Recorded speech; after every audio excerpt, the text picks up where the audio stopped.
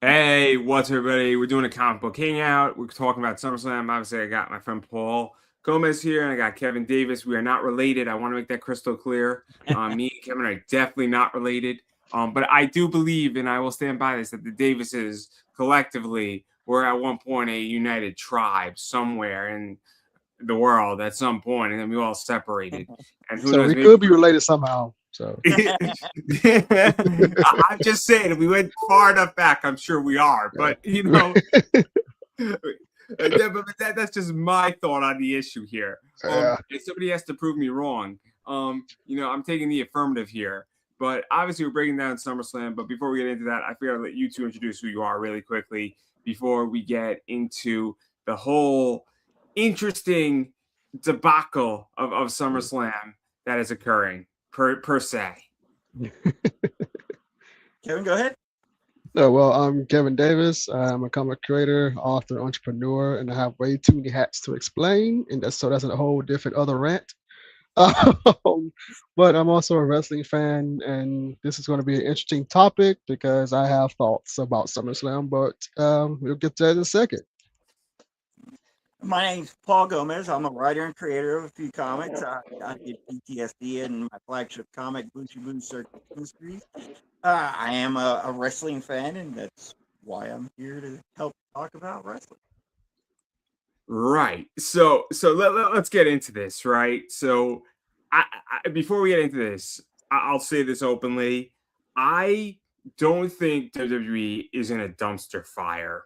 And I might be the minority here. I don't think it's necessarily good. I think it's average at best, right? And the reason why I say that, and the reason how I usually judge all this, and this is my scale, is that everything starts off at a 5 or a 6, and then it goes down from there.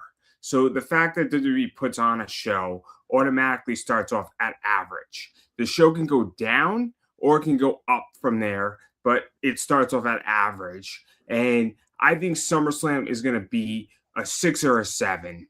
That's just my take on it. I don't think it's going to be a 10. I think the last 10 we ever had was WrestleMania 40 in a pay-per-view. Both nights were all, I think 40 was the Cody Rhodes winning the title, right? Yep. And then it was 41 Cena and Cody Rhodes. Yep. That was pretty good too. I think that was like an 8 or a 9, that match in particular, because the payoff was excellent. But we're not going to get into that. The reason why I say that is that to me is the standard. But I do think that it's going to be like a 6 or a 7 at best. But having said that, I'm just curious before we get in and break down matches, what you two think coming into this, because I'm a little bit more optimistic than maybe other people are. With me, I try to stay optimistic most of the time. But I'm kind of like in the same agreement with the same opinion as you because it can start out as like a 6 and either go down or up. I don't think WWE's in a dumpster fire, but I think they're lacking in a lot of areas. Like I grew up in WWE like my entire life.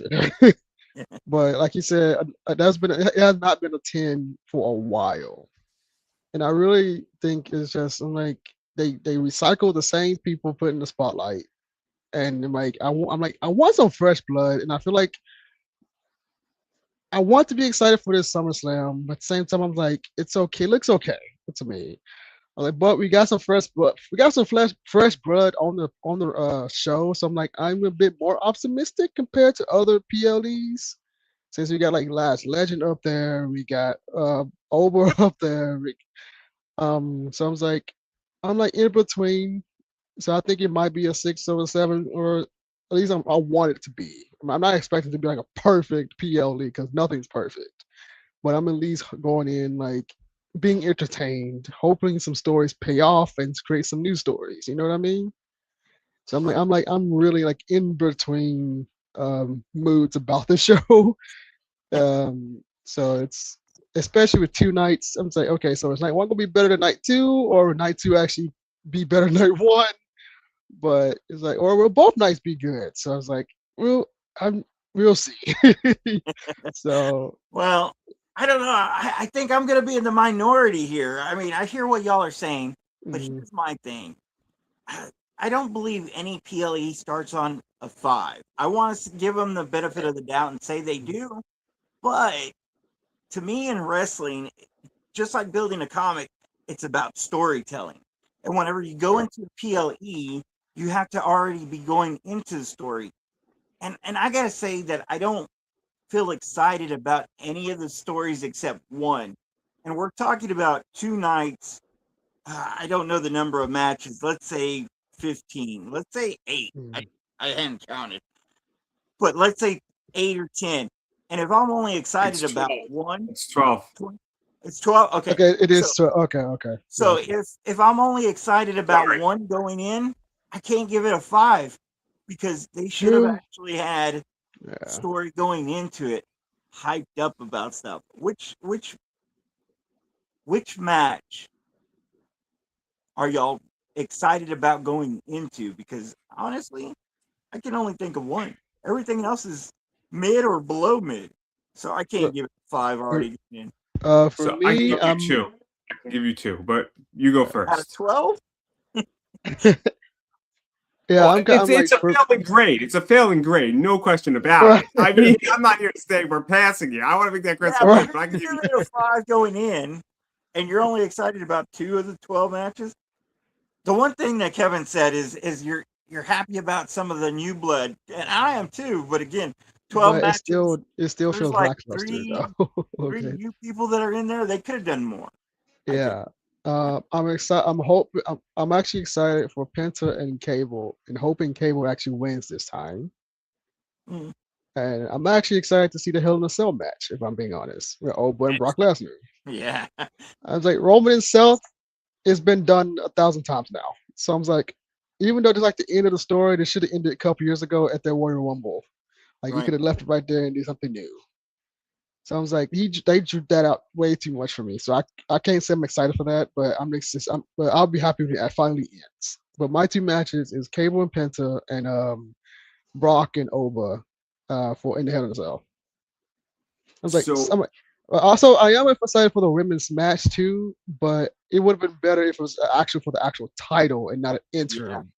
That's why I didn't really name that as my excitement one.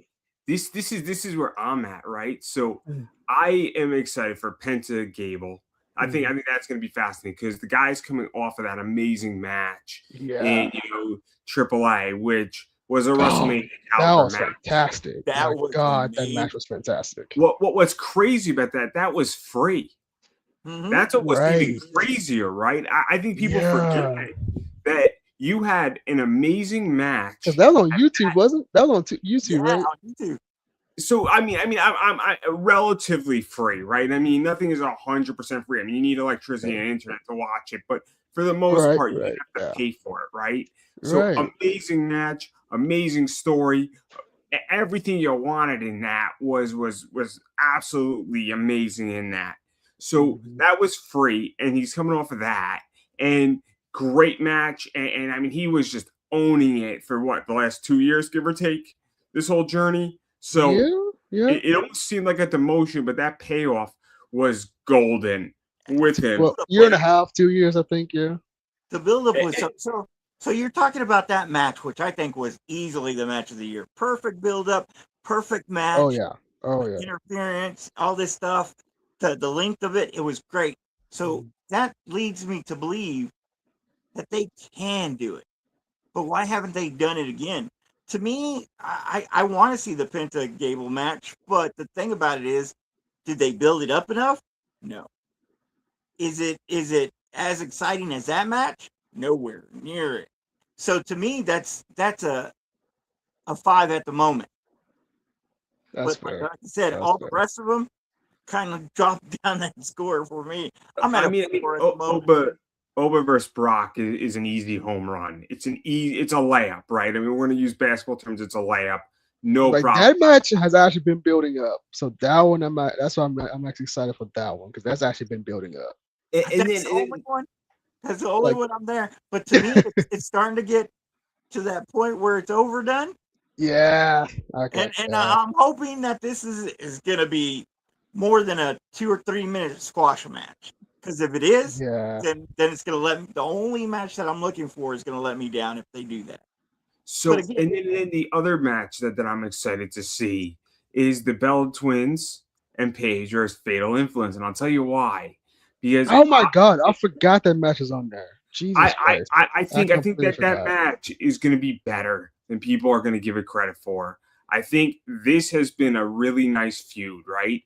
And granted, I'm not saying it's a super great feud, and it's not like where we're. I mean, but I think it's a solid mid card feud, and I think it's been built up nicely. I really do. I think it's a pretty good match. I think it's going to be a lot better than people realize because JC Jane's killing it, Laney Reed's killing it, Henley's killing it, and then you got the Bella Twins and Paige, and it's kind of, I think it's a solid match because you really do have veterans versus the new kids on the block, And and I think it's a cool match. I think it's a really good job by WWE. I really do think it is. Yeah, and Bella and Brie and Paige are probably going to lose. Do you think Nikki's going to turn on Paige? I think there's going to be a turning. I think it's going to be both of them turning on Paige. Yeah. Here's the reason that I'm not excited about that match. Well, you kind of can see that coming a bit. It's 3-on-3. Yeah. I mean, does that really matter that much? It's 3-on-3. On top of that, I don't think they built it up more than a week or two.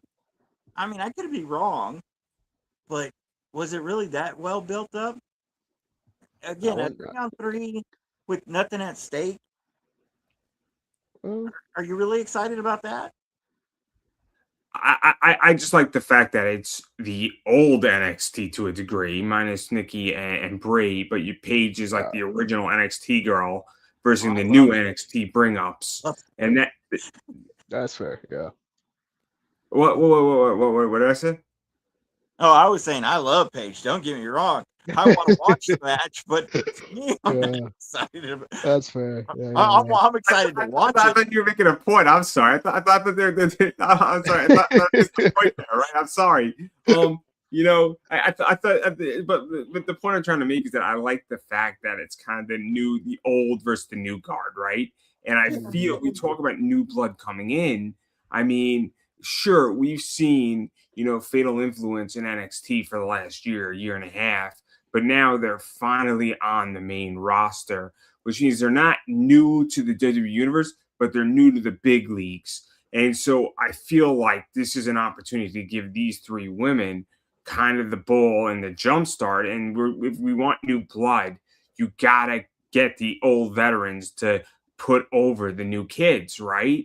And I think it's going to be a feather in the cap. And then if you want a good division, I mean, that's just how I feel, right? And so that's why I think the match, whether you're excited or not excited for it, I think, it's going to have a good result in the long run for new blood. But I could be wrong. I could be wrong on that, but that's just what I think. So that's why I'm excited for that match, because I think it's going to be useful. Yeah, like I said, I don't see that match going above a 5. It's a 3-on-3. Have you ever seen anybody come out of a 3-on-3 and actually make a name for themselves? I mean, if they do, then I'm all for it. But I don't see that match being more than mid. I don't know, Matt Knowles. You know Kevin, right? What's up, man? Hey, I had to find. Oh, shoot. You got Matt up here, too? I could only find one of my lemon pepper steppers, so I had to. That's why I was delayed. So I found both of them. Now I'm here. Awesome. You got my big brother Matt up in here. Oh Lord. Oh, now it's a real party. We got the Matt up in here. Matches. All the matches. We didn't get to anything important though yet. Kind of. The recap is that I say every pay-per-view starts off out of 5, and then we go up or down on the scale of 10. And I think it's going to be a 6 or a 7 is where we're at. And we were talking about what matches we're excited for, and then we're breaking down the matches. So I don't know if you have an opinion on that also, but we were talking about Fatal Influence, and I'm excited for that. So Fatal Influence, I will say this. I'm a big fan of heel females in WWE. I was a huge fan of Tiffany Stratton coming up through NXT. Always been a huge fan of Chelsea Green. I was really glad that they brought up Fatal Influence as an entire group, and they didn't try to break them up or do something different with them when they moved them. Like they had worked in NXT, bring the whole group up. I don't know. I don't know if they even need to win that match to continue kind of moving forward. But I'm excited for that just because I want to see them continue to develop that group and see where they're going to take them. So I took the position that You're incorrect. You have the old guard versus the new guard. So the new kids are Fatal Influence. They've been in NXT for a while, is what I was saying before you logged in. And then what happens is that you have the old guard and the old veterans, and old veterans have to put over the new kids to a degree so that they get some type of establishment. Because we were speaking about how that people are getting sick and tired of all the old people still being in WWE, and there's no new superstars.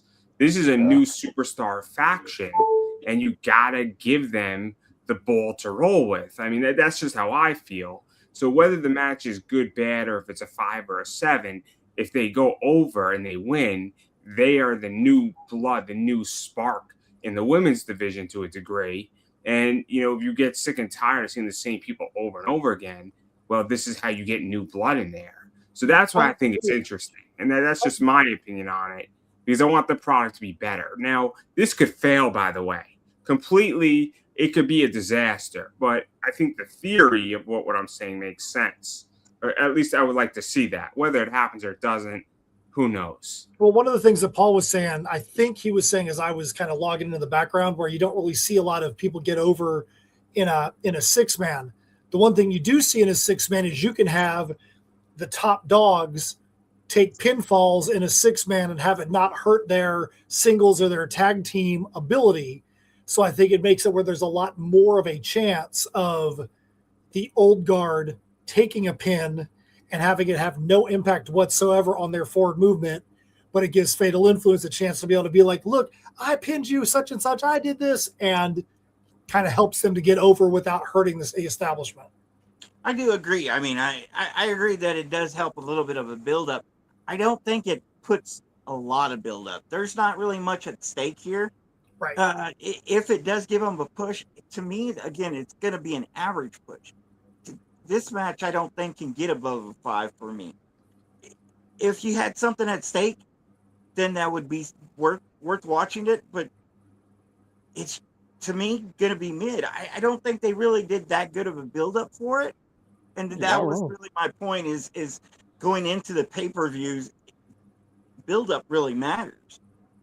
And to me, this build-up hasn't been that great. I don't think. It's been I agree with you. Right, because literally the match was made a week ago when Nikki Bella came back from injury, and then like, okay, now we got a match, and like that was it. So it's like there's really no build up to it whatsoever. No belt. Because honestly, I was actually expecting a tag team title match between like Brie and Paige versus the Fatal Influence. I wasn't expecting Nikki to come back at all yet.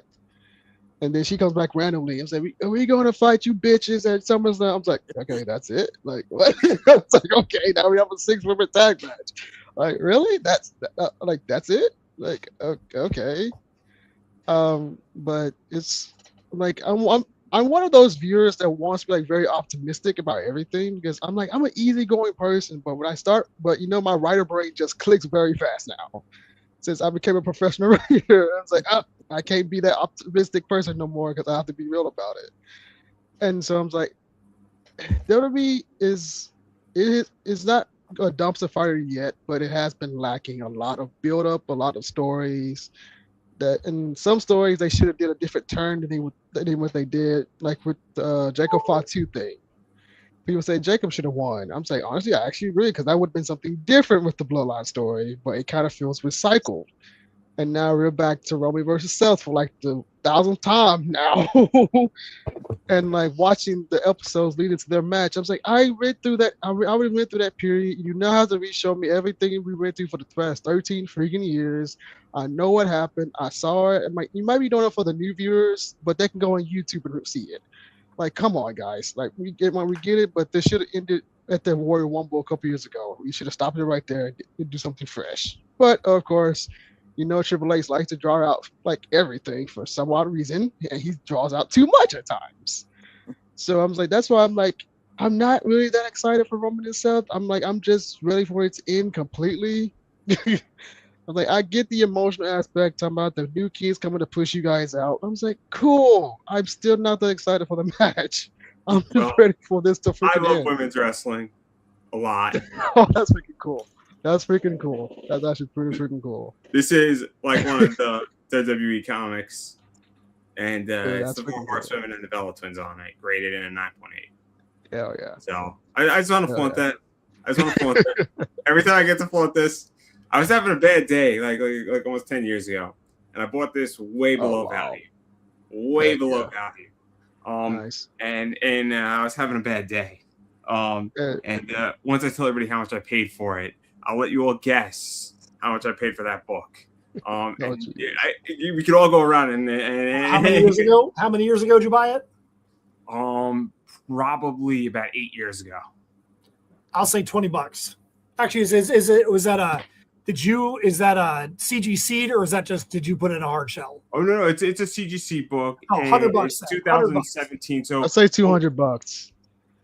$200. $250 for that book. Oh, it's close. Wow. Signatures authenticated, all in the same place. So all of it, as you can see on that, I don't know if anybody can see that or read it. I'm sorry if you can't, but it's a yellow label. It's not JS8. Nice. $250 for that book. So what's it valued at now? The last raw one sold for $1,800. Holy crap, man! Good stuff. Wow. So the reason why, and the story behind that book, is that you had to buy the book, and then those 6 women were all signing in the same area. So you bought the book, and it was an auction essentially where you bought the book from the Mattel booth essentially, and the Boom Studios, whatever. It was like a collab booth at San Diego Comic-Con. And what happened there is, and then you were entered into an auction to have it signed. And only 3 people basically brought CGC to have it signed for free by those 6 women. So that's the whole story, because they all signed at the exact same time. So that's what makes the book special, where the book could be replicated, but it's a pain in the ass to do it. And those 6 women are probably never, ever going to be in the same table at the exact same time ever again.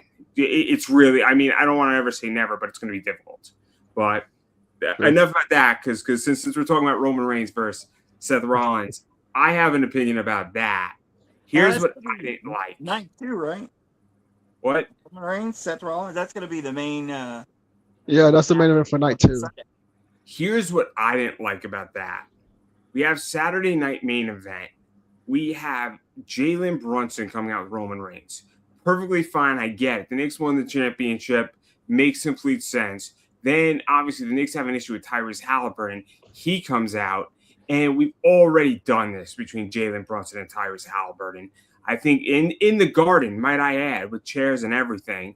And then we have Jalen Brunson in this, and we're making Seth Rollins the bad guy, which I don't really get that vibe, because that's how it came out in Madison Square Garden, the whole Tyrese Halliburton thing. And I'm looking at this and I'm like, this is just not working for me, because I don't believe it. And that's my problem. I don't believe the fight between these 2 guys. I just don't believe it. Well, let's look at some of the biggest things that WWE has tried to do since the Netflix era started. We're going to have The Rock become the big bad, and nobody really wanted to believe it. And then The Rock completely falls off the face of the planet, and you get the nonsense that happened at WrestleMania last year. Ugh. Then you have the John Cena heel turn, and it was a great heel turn when it happened, but nobody wanted it, and it was not believable in any possible way, and it fell flat on its face. And off the planet. Yeah, and then you look at this, I feel like there's some definite serious problems at the top of the card. I find myself much more interested in the lower card, what's happening in AAA, what's happening on NXT, what's happening with the people that have just moved up. Things like big cast coming back on Monday. I'm much more excited about stuff like this, or El Grande Americano versus El Grande Americano, which was match of the year. Best match. I don't think any match is even going to come close to that.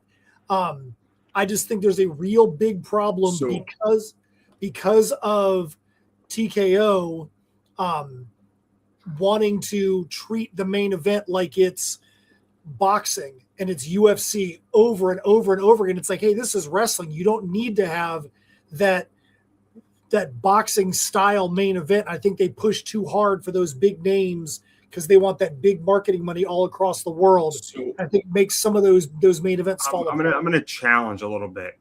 Challenge it. I thought the John Cena heel turn through WrestleMania and the Netflix, I think it's been the most successful thing that they have done on a big level. Right now, I'm not saying it was perfect, and then it did fall flat on its face, and they should have ended it better. There could have been they just off ramped it. It's kind of like you almost miss your exit on the highway and you got to get off, and that's what it was, for lack of a better word. So I think if they went into Survivor Series, or somehow he went in as the heel with Cody, and at the end of the match, he realized his errors and he turned face at the end of that match, more like they sometimes do on an indie level, the off ramp to that would have been lessened. So they completely screwed the off ramp on that. But I don't think the heel turn. Yeah. I think Elimination's heel turn. I think Cena was last year, right? So I think the heel turn at that was great at Elimination Chamber. I thought it was an amazing payoff. Oh, his heel turn was great. How they went after the heel turn was what was not going into Mania was great. After Mania was great. The CM Punk thing wasn't horrific, but all the way the off ramp killed the thing because you had it down and you had the crowd into it. And when he said, "I'm leaving with this belt," and and I'm not coming back, and I still think it would have been much better if he left, and then he turned face, and then the whole Intercontinental title. But this is like a whole different discussion. But the point is that I agree with the fact that the big money stuff. So like Jalen Brunson on Saturday Night Main Event, that to me was wrestling 101. You have a championship Nick team that hasn't won a championship in 53 years in the Garden, and it's coming. Of course, you're going to have Jalen Brunson there. That didn't detract from wrestling for me. That is the definition of wrestling because it's a perfect match. That whole thing of just him coming out with Roman Reigns.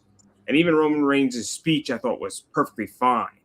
Like, that, to me, worked.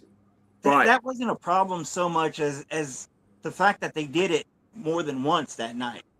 If you want to bring the Knicks in because they won the championship, that's fine. If you want to bring him in with the champion, which was Roman Reigns, that's fine too. But the fact that they did it twice that night and they kind of centered the show around it, that was the problem. I didn't have a problem with the cat thing. I thought the cat thing was hilarious. I really thought that was great. But if you want to do one, that's fine. You do it one per night, one per show. That's fine. But again, they centered the whole thing. You know why Cat was involved in that, right? You know the real reason, right? The real story, supposedly in the rumor mill is that Cat was hunting down that patch of John Cena's card. And he was in a bid, and he lost that bid. And he was so pissed off, and he lost to Randy Orton one. And so Cat is a huge wrestling fan, more than Brunson. So, I mean, again, like I said, that was the bad thing about that night. The thing about the Reigns versus Seth Rollins is like it's just been so watered down and done so much, and it doesn't really have any oomph to it. I'll tell you what I think, right? So remember when Triple H faced Batista? I think it was a WrestleMania, and they were almost settling their differences, and it was an Evolution settling between Triple H and Batista at a WrestleMania a while ago. Mm-hmm. And then you had Ric Flair in there, and then Shawn Michaels was on commentary, but he wasn't involved in the match. So the only way this match would make any goddamn sense, in my opinion, is if you had Dean Ambrose as the special guest referee. And or have Dean Ambrose just have an opportunity to come back, which is not going to happen. But again, I'm just saying this is the only way it makes sense, because then it's a Shield issue, right? And it's settling the Shield and ending it. And it's like, but this is the last match you do for WrestleMania between these two guys. You don't do this shit at SummerSlam when there's really nothing to be gained from it because they have nothing to fucking do. I'm very, very negative on this match. I'm sorry. Like, I hate to be hating two really, really talented wrestlers who have in many ways carried this company on their backs for the last 10 years. But it's idiocracy at its best. And the worst thing about this, like y'all pointed out, who's the good guy and who's the bad guy? Seth Rollins is the bad guy. They kind of painted it that way, but kind of not at the same time. And that's what their problem's been. Not finishing stories, because the story that they did finish, the Grande Americano against Americano, was the best thing they ever did. That was the best build-up and best storytelling ever in wrestling. I still go back and watch that match again. It's so freaking good. Oh my god. They drop all these build-ups, and then they don't build up a good guy versus bad guy stuff. It's two good guys. Cody Rhodes versus CM Punk. Dude, okay, that match right there really kind of ticked me off. I'm not gonna lie, because it felt that they give the title to Sammy just to lose it to CM Punk, who hasn't been around for 2 months, and then Cody comes and say win, and then CM Punk says win or whatever it was. Then Cody says SummerSlam. I was like, really? What was the point of Sammy winning? Then Cody could have just kept the freaking title, or do something different with Sammy with the title. Like, really, Triple H? And then the next few weeks they just talking. I'm like, Cody's kid. I'm like, that's been said 1,000 times over. I thought it was brilliant. And I heard Cody say enough like 1,000 times in one freaking promo. I'm like, this is really just horrible to me. I think what Andrew said. I don't like the fact they took the belt off Sammy so quick. However, yeah, I do like the fact that they made sure Sammy got to cut the promo that talked about for the rest of time, I can say that I was a WWE champion, and I was this and I was that, so that they made sure that it was out there and could be said. And then they screwed him right after that. And I can tell you right now, one of my predictions is that Sammy is messing up that match tomorrow. You can either watch SmackDown tonight. He is going to involve himself. That is not going to be a clean finish match. Just like the freaking tag team match on SmackDown was tonight, where they brought freaking Haku back. And I'm like, where they brought Haku back, and his sons, the sons of Haku, as they're called now, came in and screwed over that title for title match. And I'm like, we should see more stuff like that happen over SummerSlam this weekend. I was being facetious. Fingers crossed. I enjoyed that Sami Zayn got screwed purposely because, again, I understand why they did it, but it really wasn't necessary. But I also like the fact that Sami Zayn now does have a WWE Championship on his resume, though. I kind of feel like he earned that for everything that the guy has done. He's kind of earned the right to be a WWE champion, in my viewpoint.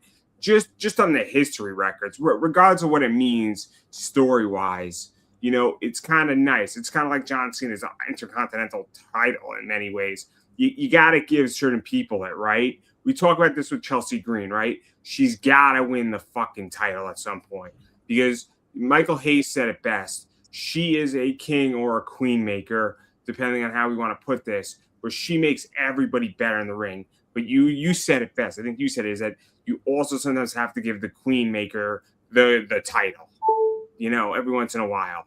I'm not saying you have to have a long run with Chelsea Green or with Sami Zayn, but give her a chance, though. That's the thing. Let's give her a chance. One title defense would be great. Sorry, continue, please. No, I'm just saying, just see where I was just agreeing, guys. See where the storylines build up. Give them a chance to have, new people, new quests, and all that. I like where Sammy's character is going right now because Sammy is not just the unhinged guy. He's the really unhinged, angry heel type guy, and I think he is believable as a heel right now, and I think that that's good. They've given him a reason to be a heel, and it's actually working. Yeah. To me, I didn't really see Sammy as a heel. I think he's more of a face that's with an edge. That's kind of how I see him. You see him more of a tweener? Yeah. Like a Stone Cold Steve Austin back in the day? Exactly. Yeah. I don't even see him as a full heel just yet. But I think he's just one of those characters just fed up trying being like the kiss ass type of character. He's done kissing ass. He just wants what he deserves. And he honestly deserves an actual title reign. He worked his ass off this entire freaking time. So I'm hoping he actually do interfere in that match to progress the story and make it actually interesting. So it's gonna be very interesting. Good. I think Sammy's done good both as a heel and as a face. And I agree. I think he deserves a belt. I think it's reasonable to say that he could have had the belt if kept it if he had a little bit of help or something.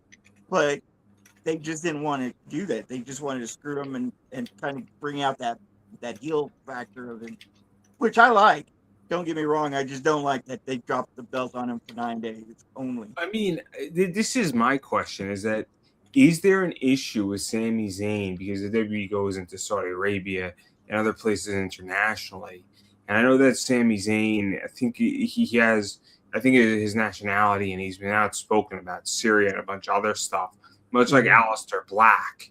With the tattoo, I don't think Aleister Black would have been allowed to wrestle in Saudi Arabia because of that tattoo on his back. So I'm wondering if that has something to do with it. And I hate to get political, but that could very well be that they wanted to do something. They just said, we're going to do it, but we're going to take the belt off so that we get the best of both worlds. Like, it sounds fucked up when you say it, but this is what goes on in these companies. I mean, but I don't even know if that was part of it or if they just said, we'll just give him 9 days so at least he has it on his resume. Well, but didn't they give him the belt in Saudi Arabia and he came out to like the deafening pop coming out in their kind of garb and all that. And so I think they did it for that hometown pop in a sense. Yeah.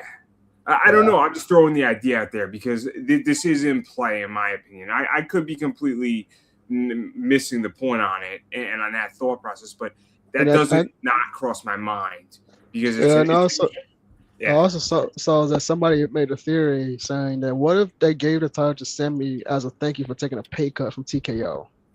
That's another thing that people thought about. So I mean, it's complicated. We don't know. It's a complicated company, but let's speak. Since we're on talking about Sami Zayn, let's talk about Nick Aldis. Or Magnus, as I like to call him, versus Gunther. And I don't know. I'm torn on this one because I love Nick. And I remember watching him early on in TNA when he was like up and coming, that Sting match, some other stuff. And the guy is great. I think he's an awesome GM. He's a believable GM, in my opinion, much like who's the GM on Raw? I can't think of his name. Adam Pearce. Yeah, Adam Pearce is also. So I think WWE has done the smartest thing with both those guys as GMs because they're both excellent wrestlers, and they've both been in the business forever. And I think it's real. I like the idea when a GM gets in the ring, per se. I think it's an interesting story, but I don't really. And it's going to be fun to see Nick wrestle. Yeah, we've never seen him wrestle in WWE, but at the same time, do we really need to see this? And is this the best we got for Gunther? I mean, yeah, I can't see Gunther losing clean in any way. I can't either. I can't see Gunther losing. They have been burying him so much that if he loses to Nick Aldis, have him there. It would taint his character if he actually loses. No. We can all see Gunther losing to certain people, right? I mean, we're not saying, but to right? Nick, the only thing I could see would be, and I don't think they're going to do it, and it's only ever really happened the one time in wrestling, which was the perfect double turn. The Bret Hart Stone Cold Steve Austin, where both people came into the match, one as a face, one as a heel, and it switched. The only thing I could potentially see if Aldis was to win would be them finding a way to do a double turn where Gunther legitimately gets screwed, Aldis becomes a heel, and Gunther becomes a face in some scenario. I don't think they're going to do that, but that's the only way I'd see Gunther losing and having it be something that would be be possible. I don't think they've got it in them to do that, but that's the only way I could see it happening. Dude, if Gunther becomes a face, I would be so weird. It'll be so weird for me to watch him as a face. I'm so used to hating you. But you're a freaking. You know what though? It can happen because you know how it can happen. Just look at El Grande Americano, the biggest lucha libre wrestler in Mexico right now. How is this possible? I have no freaking idea. Yeah, because of that great match. That would be interesting. And funny thing is, they built him up as a bad guy and a career ender. If you see him right now, that's just crazy. I mean, I hope they do something because to me, him in this match is just a go to the restroom, take a break, to the kitchen kind of match. I don't even know why they have it. They got to fill up 2 nights. That's why. That's why it's so much. Match. They brought out Grayson Waller on NXT, and that's the biggest thing right now. They could have had him do something. They have Grayson Waller off of the match. They could have had him do something. But you got this match that didn't matter, that nobody really cares about, and that the only thing you can do is bury Gunther. Why would you want to do that to him? Grayson Waller promo on NXT was by far the best promo I've heard in a while. That's the best promo on NXT in a long time. It was. I want to watch NXT more often now. I did. Man, when he freaking ran down the entire men's locker room, I was like, dang, man. Yeah. I was like, but the thing is, he's not wrong. I actually have to give it to him. He's not wrong. I said, I can't disagree with the dude. It took a lot of balls to do that promo. It took a lot of balls to do that promo. And however he got that thing approved, if he got it approved, or if he just shot his mouth off. It's NXT, so I am sure he got it approved. Yeah. I'm pretty sure Shawn Michaels approved it anyway. So.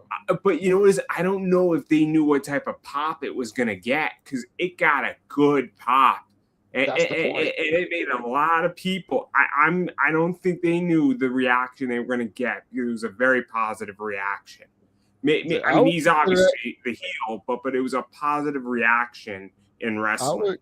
I would consider that as Grayson was official pipe bomb because he was telling the truth, honestly. Oh yeah, for sure. So Andrew, I'm kind of surprised, man, seeing you come onto the show that you don't have your bowling ball necklace on. I mean, your Obafemi necklace on, man.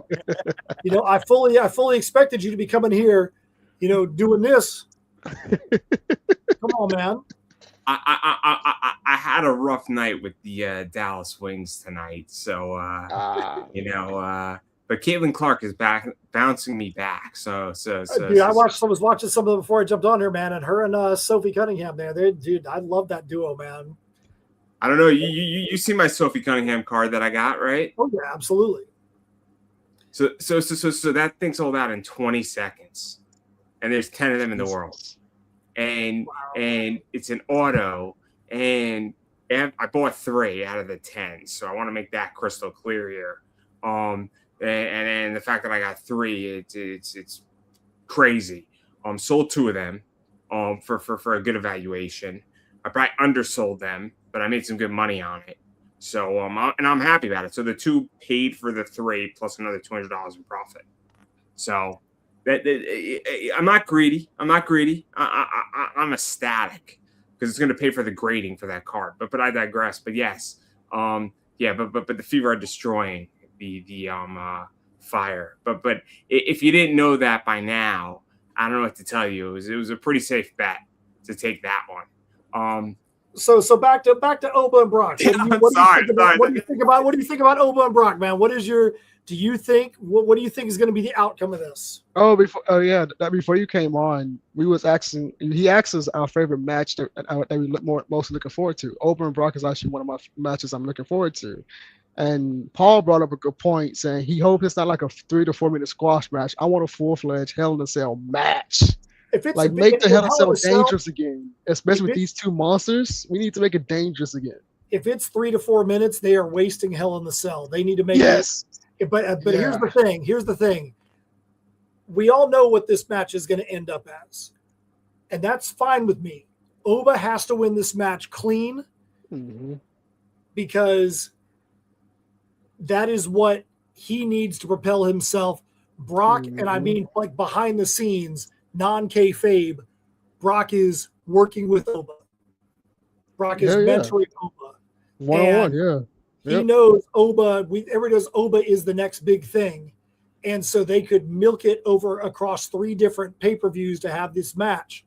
This match has to be Oba winning clean. We all know Oba's going to win clean, but that does not mean that this is not the most anticipated match of both nights, I believe, across the cards. And be honest, I hope that was the main event, because I feel like that match is more of a main event than Roman himself. It's going to be interesting.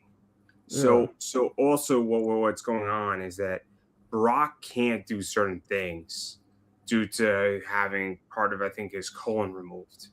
So if you look at the matches where Oba was hitting Brock, he was avoiding certain things. So it's going to be very interesting. Yeah. Oh, yeah. If you go through the Mania match and a few other matches, the 2 they had before, they were avoiding certain things. So, it's going to be very interesting how they do certain things, what they do. So Brock can go through a table.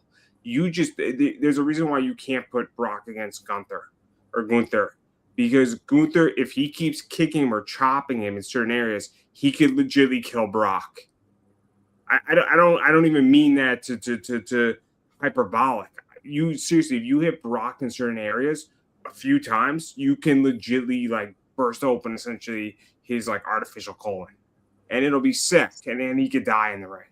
So it's going to be very interesting how they do that match. So is that everybody's most anticipated match of the night of the cards? Yes. So what is your next most anticipated match below that? If everybody's got that as their top, what's your next most anticipated? I'm not gonna lie, I want to see Danhausen, and I freaking love Danhausen so freaking much. I want to see how he's gonna win this match, because he's gonna curse everybody again. I was like, this match is gonna end so freaking funny. At least I'm hoping. I think that might be one of my favorite matches of the night is Danhausen, because ever since he came to WWE, he got over he got over very quickly, and I was like, now we see this dude ever, and I'm not mad because I freaking love this dude, and I really think he brings WWE back to a really good stance a bit with the fans, because he's like the new R-Truth in a way, just in a more, I can't really say supernatural way because of the curse thing and stuff, but he makes WWE interesting again. So I'm definitely Danhausen's match. I am definitely actually looking forward to. Did somebody say R-Truth? Yep.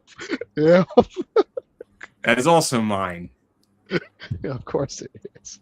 So it's funny you said I'm all for the Danhausen match too. To me, Danhausen is freaking gold, no matter how stupid. I can tell you right now, I actually liked the stupid segment from Monday Night Raw. I thought that I'm like, this is the dumbest song I've ever heard, and I'm still singing the stupid song in my head. But yeah, like you were saying, Kevin, I put a post up with the ice cream truck thing. I'm like, who would have thought when this? Because I was at Scaradise.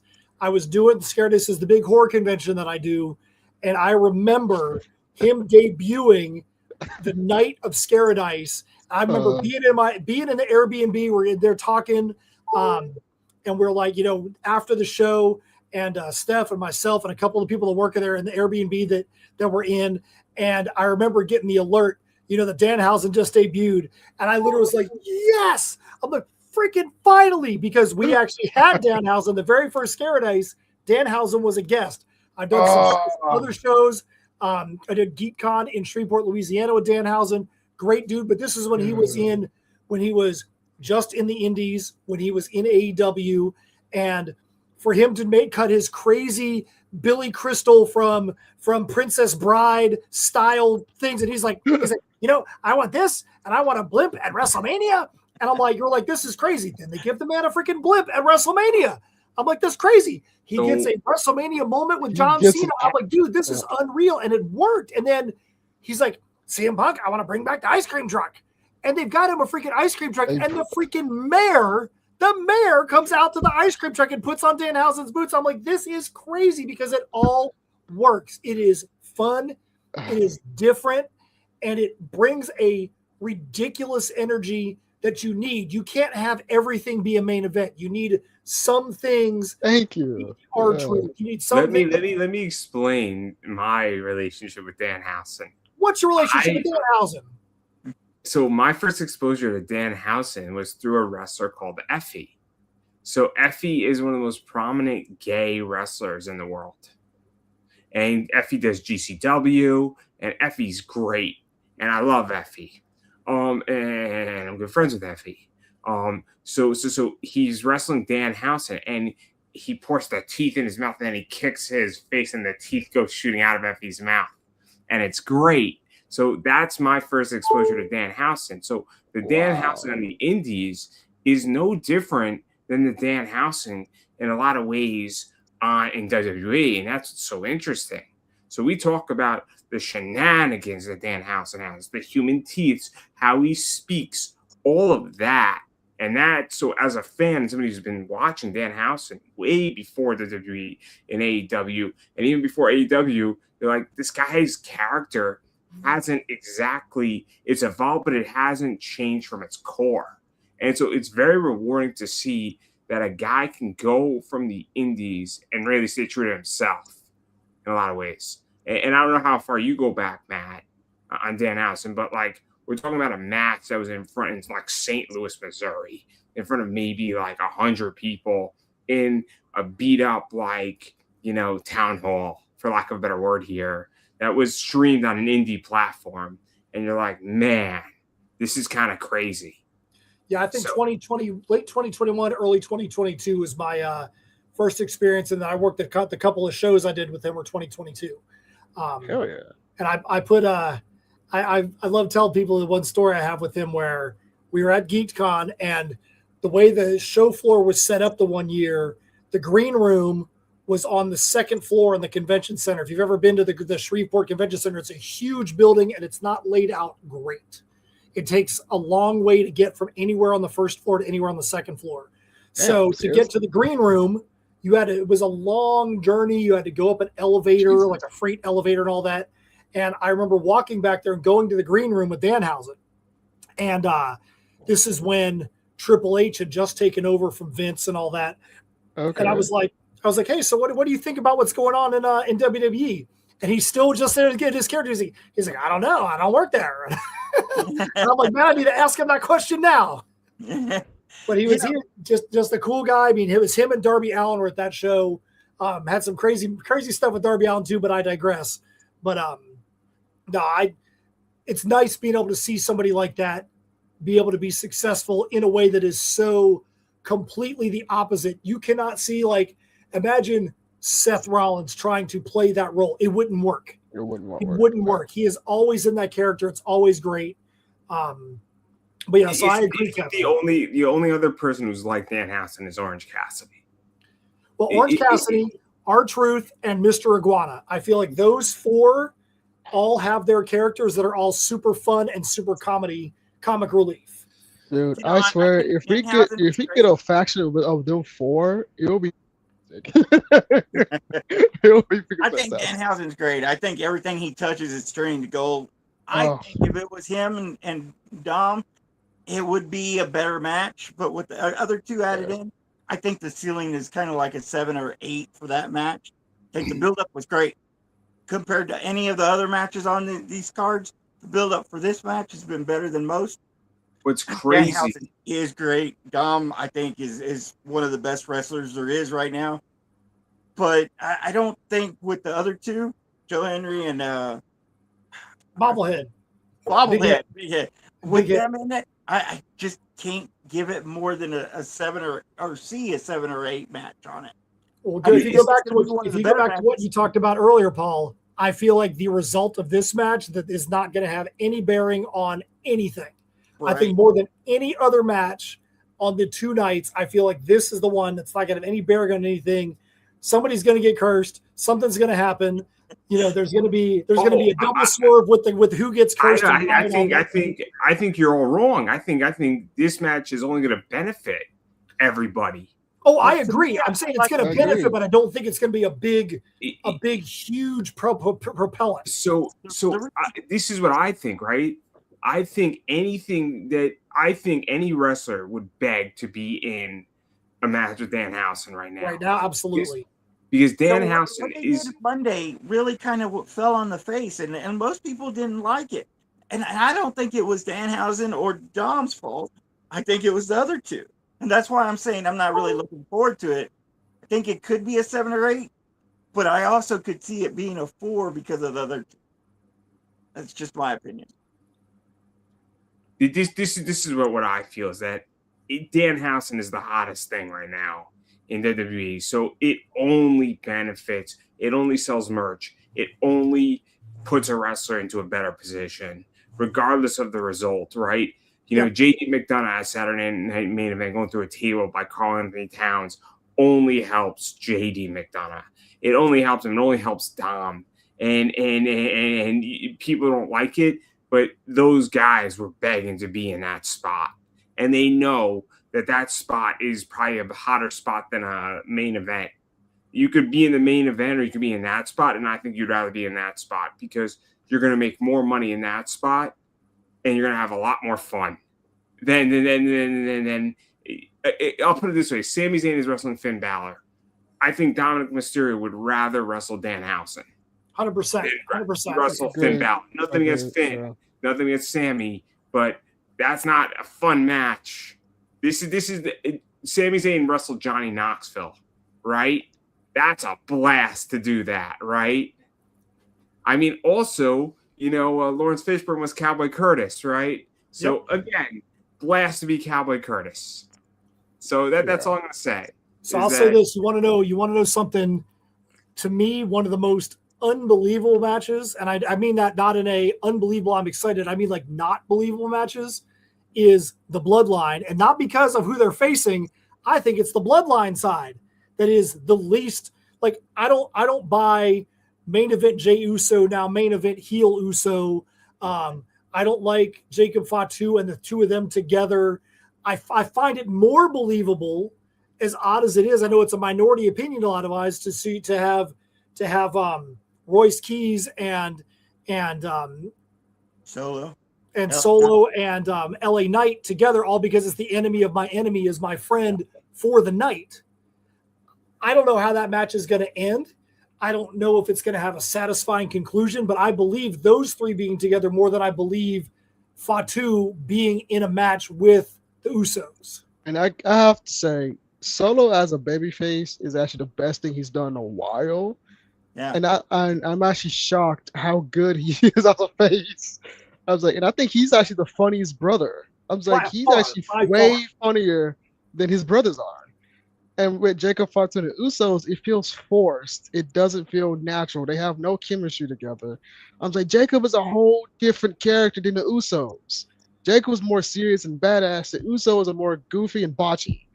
I was like, it feels forced. Like it feels everybody here, every one of the four of us is a writer in some way, shape, or form.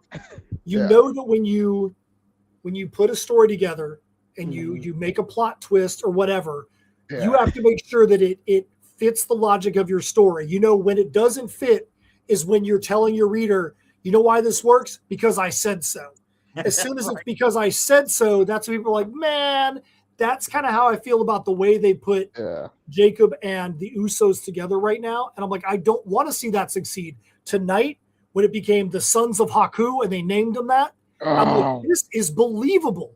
Yes, because they are all the Sons of Haku. I'm like, this is believable to see these guys. I'm like, I want to see, as soon as they brought Haku out, I'm like, okay, now I want to see these guys succeed because they've made it believable and real, because they keep saying we need to make sure we have allegiance to our own family, not to that family. And then Haku walked out. I'm like, let's go. That is great storytelling right there. And it's believable. It's not because I said so. That's what the Usos feel like. Mm-hmm.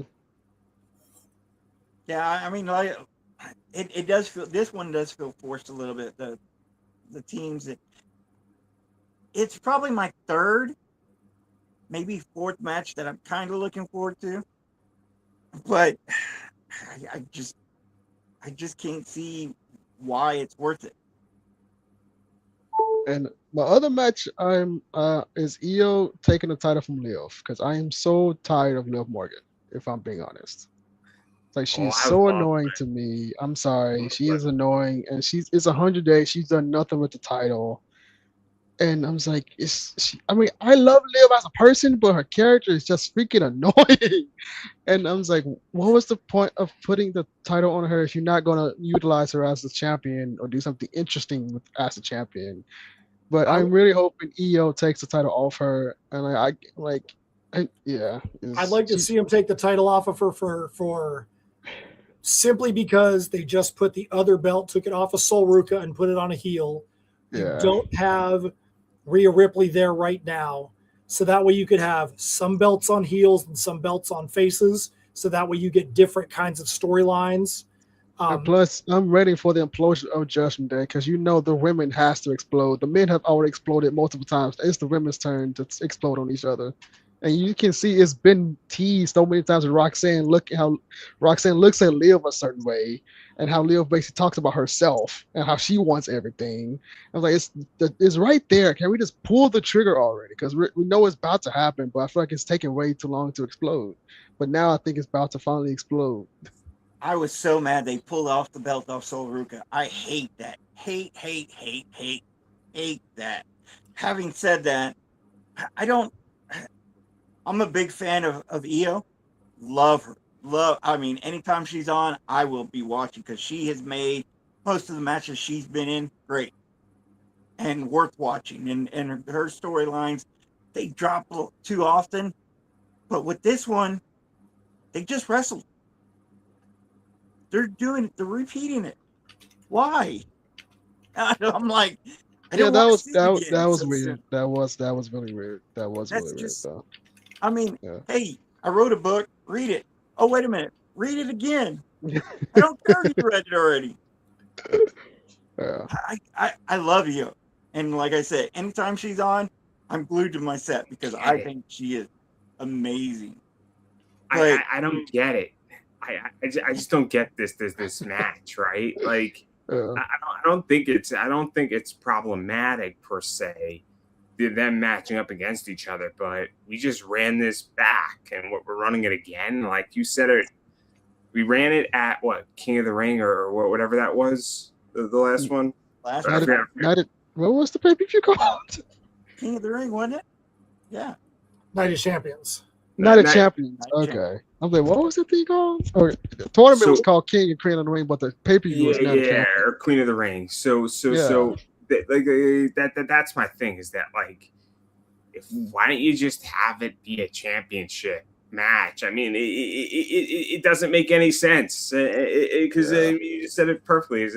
They're telling us, hey, this makes sense because we said it made sense. And to me, it's just a missed story. The talent isn't the problem here. And it's just the writing on the wall. It's horrible. So and Paul, I agree with you. I hate seeing the belt come off of Sol Ruka. I'm a huge Sol Ruka fan. I want to see her shoot the top. But I will say this, calling a spade, I feel like for whatever reason, Sol Ruka, once they called her up to the main card, has had a little bit of a struggle adapting to the main card. I don't know what it is. I don't know if it's a physicality. I don't know if it's because the only move that she does and her finishing maneuver is such a difficult maneuver to pull off from her and her opponent's standpoint, and she's had some problems like that. I don't know if they pulled the belt off of her to give her a little more time to get in some more better matches with people that can work with her and all that, but I kind of understand maybe why they pulled the belt off her, because she has been struggling a little bit on the main card. I hate saying it because I really want to see her rocket to the top, and maybe she's going to do like Tiffany Stratton, because Tiffany Stratton had times where she was great and times she struggled at the beginning, especially on the mic, and now Tiffany Stratton is straight money. I hope the same thing happens with Sol Ruka. The other person that needs help is Jada Cargill. I mean, she's still kind of struggling there a little bit too, like mic-wise. I think her ring has gotten better, but the mic is still kind of off a bit. But yeah, she's got a great superhero look, but she definitely struggles on the mic and in the ring. Yeah, she does. Yeah, so I think it would have been smart to send Jay to NXT for a while, before she came to the main roster, but that's just a whole different. That's a whole What I different would have tangent. done with Jade, what I would have done with Jade is I would have done what they did with Dominic Mysterio. Mhm. So Dominic Mysterio was on Monday Night Raw. He was on NXT.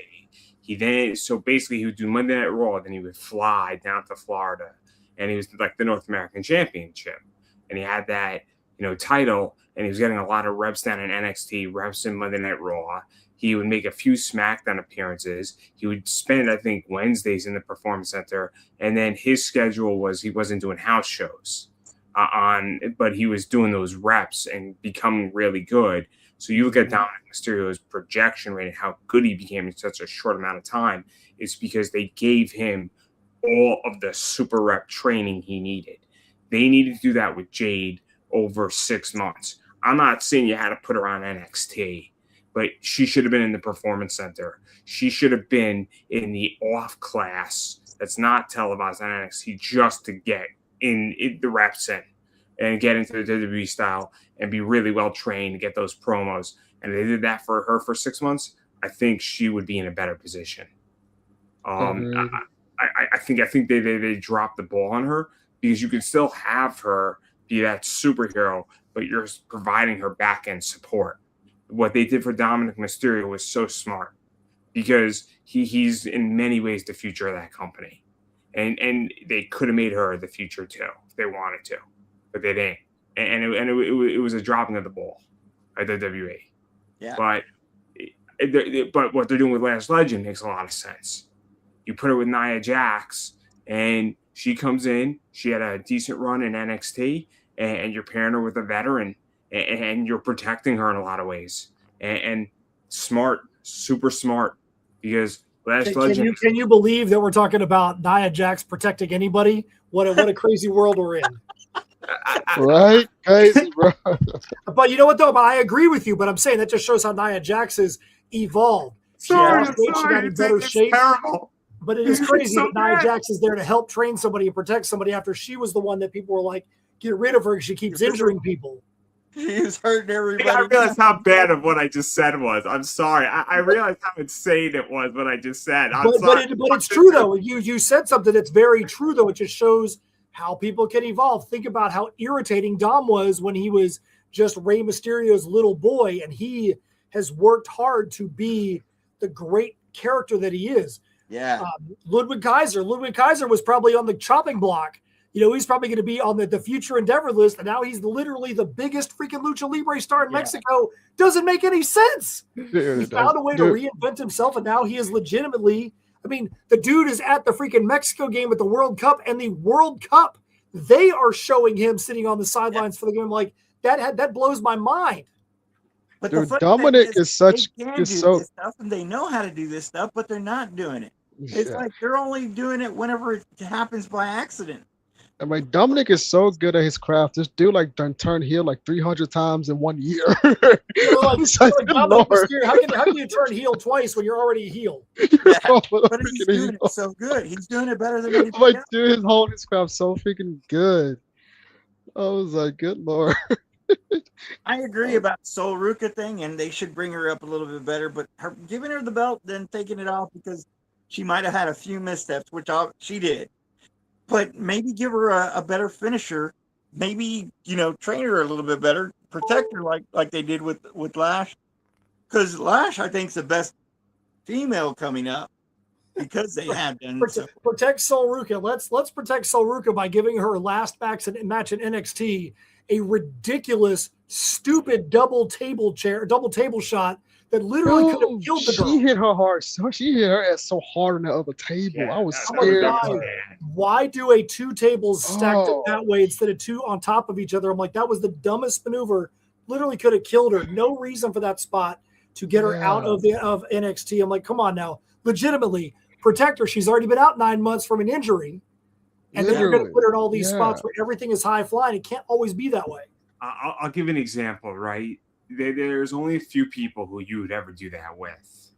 And the people you would do it with would be somebody like an Edge, Randy Orton. If they did that I think would be okay because those guys know what the hell they're doing. I think John Cena, Edge. I even think CM Punk, John Cena. And I think there's a few women who you could do it with, right?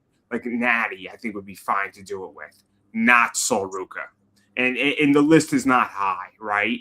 And it's also not a priority either. And it's not, I mean, it's the wrestler's call at that point if they want to do something like that. Sol Ruka should have never been put into that position.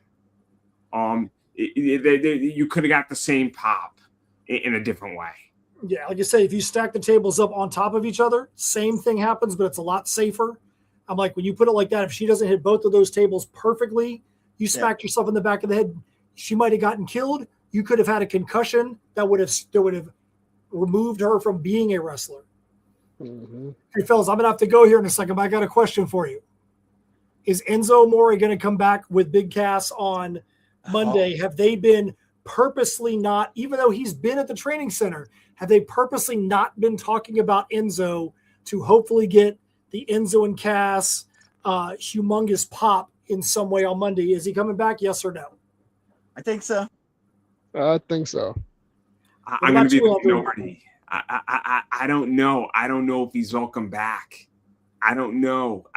It's tough in which I feel like he's not welcome back. And I feel he's been at the training center though. So I feel like if they bring him back, they could do something where Cass says something to him about, you screwed up last time and this is your opportunity. Don't mess it up again, where maybe they make that into a storyline. I think they're going to the way I could see it is Cass in, then Enzo Amore in about a month later. Well, the way I could see it, Big Cass in the middle of his promo, Enzo's music hits, and he comes out mid promo of Cass is talking. Well, I think I could possibly see that happen. I think it's possible. I'm torn on it, and I have no problem admitting that I'm torn on it because, again, it's tricky for me for everything that's happened with him in that company. Unless Enzo shows up at NXT and fuses with Grayson Waller somehow, I don't know. Again, it's a coin toss for me. It's where I'm at with it. Yeah. I think the bottom line here is that what we talked about at the beginning, the lower card stuff, the other NXT, AAA, the stuff happening on Monday night, the Danhausen undercard stuff, those things are way more interesting. Other than Brock and Oba, they're way more interesting than the top of the card stuff right now, and that's not good. Yep. I mean, again, I don't have a problem with CM Punk, Cody Rhodes. I don't really care one way or the other. It's going to be an enjoyable match for me. But I just hated how they brought it together. That's one thing I hated about it. I don't mind the match. It's just the way they did it. I could separate the talent from the story. Build-up is half the match. Yeah. So I digress. Yeah. So I got a question for Matt before he goes. That is not wrestling. What do you have to promote? What I have to promote? Well, I'll say this. We just put it on our newsletter today. As of today, we are finished with Tatsumi the Serpent Mistress number 3. We'll send it off to the printers this week. Super stoked about this issue. Really, really happy about that. Still have some of the side merch to get done. The leather work is getting finished up, things like that. But really happy about that. We've got the pre-launch page. We always like to have a pre-launch page up for the next campaign prior to, like, when we send the surveys out. That way we send the survey, we can have the pre-launch link for the next one there. So the pre-launch link for Tatsumi the Serpent Mistress number 4 is at tinyurl.com/Tatsumi the number 4. That's going to launch in October. The inks for that issue are already done. We're working on the colors and letters right now. Kevin, I know you're a fan of Tatsumi. Cannot wait for you to see what happens. I have to get number 2 because I got very busy and I missed that Kickstarter. So well, we need to get you that issue, man, because Tatsumi 2 is huge. There's a lot of fun stuff in there. You're gonna get to 3 and you're gonna be like, dude, what are you guys doing? 4 and then subsequently 5, you're gonna be like, man, you guys don't even make any dang sense. You've thrown so many swerves on the storyline at me. I don't even know which end is up, but you're gonna love it. I was like, you've seen me bounce around ever, so I missed the Kickstarter, but I definitely got to get 2 and 3. You got to get yourself focused in. You can still late pledge on issue 3's campaign. Get issue 2. You can go to our store. We got to get you issue 2, get you locked in, man, so that way you can get that story. Hell yeah, because I still reread number 1 over and over again. I need to get 2 and 3. I keep Do forgetting. it. I think you're gonna want to, man. Do it, man. I'm ready for that Tatsumi video game too, though. I'm just saying. I love it. And then we'll be at GeekCon in Shreveport, Louisiana, in 2 weekends. Two weekends from now, we'll be in GeekCon in Shreveport. Then the weekend after that, I'll be at TenoshiCon in Daytona Beach, Florida, doing that show as well. So that's what we have in our immediate calendar. So fingers crossed, I might be in Florida not till 2027, but fingers crossed. Cool. We'll have to hook it up. Florida, I am broke, and I am dealing with a debt that is not fun. But I will magically get through it because it will just happen. So I am not going to be in Florida. So if I am in Florida, that's a problem. You should be very concerned if I am. Not because I have anything against Florida. It's just nothing against Florida. It's just I'm not going to be there. Anyway, please continue. Matt, 1 to 10. All said and done, what do you think SummerSlam is going to be? 1 to 10. Oh man, I think it's probably going to be a 6 because I feel like there's just too many pay-per-views, and I feel like as you guys said earlier, there's so many matches that are so hard for them to get the right build-up, and especially with it being a 2-night thing, trying to pull off the WrestleMania thing, I just feel like there's a lot of stuff that don't feel like the stakes are really truly there. So I feel like as an overall card, I can't see it be more than a 6, maybe 7.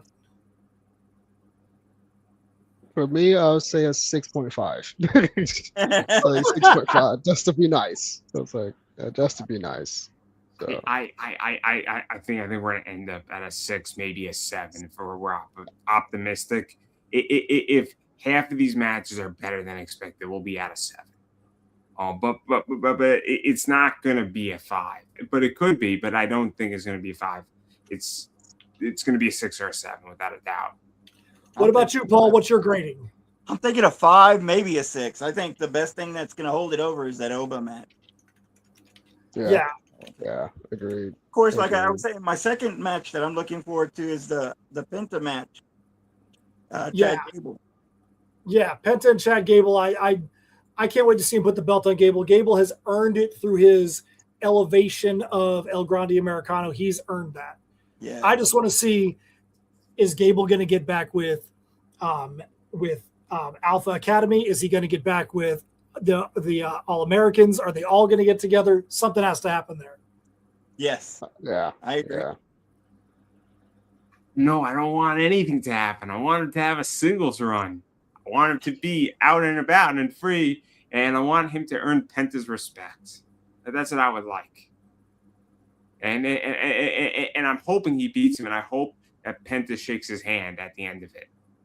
I really do. Could you see Chad Gable leading a group of lucha of, Penta and Rey Fenix and all that with Chad Gable, as a leader of that stable? How wild would that be? They need a good a face stable because they got all the bad guy stables, but no good one. Good, my God. You give Chad Gable that would be brilliant. That would be so brilliant. Oh my God, that would be absolutely amazing. Because it would be and then at certain points when you need backup, you call El American Grande the one that beat him. Oh, you could have so much. You could have so much. And I'm sorry. It's God. All right, fellas. Hey, I do have to jump, so have fun with the rest of the conversation. We'll see what happens when Monday comes around. Great talking to you, Matt. Great talking to you, fellas. Absolutely. See ya.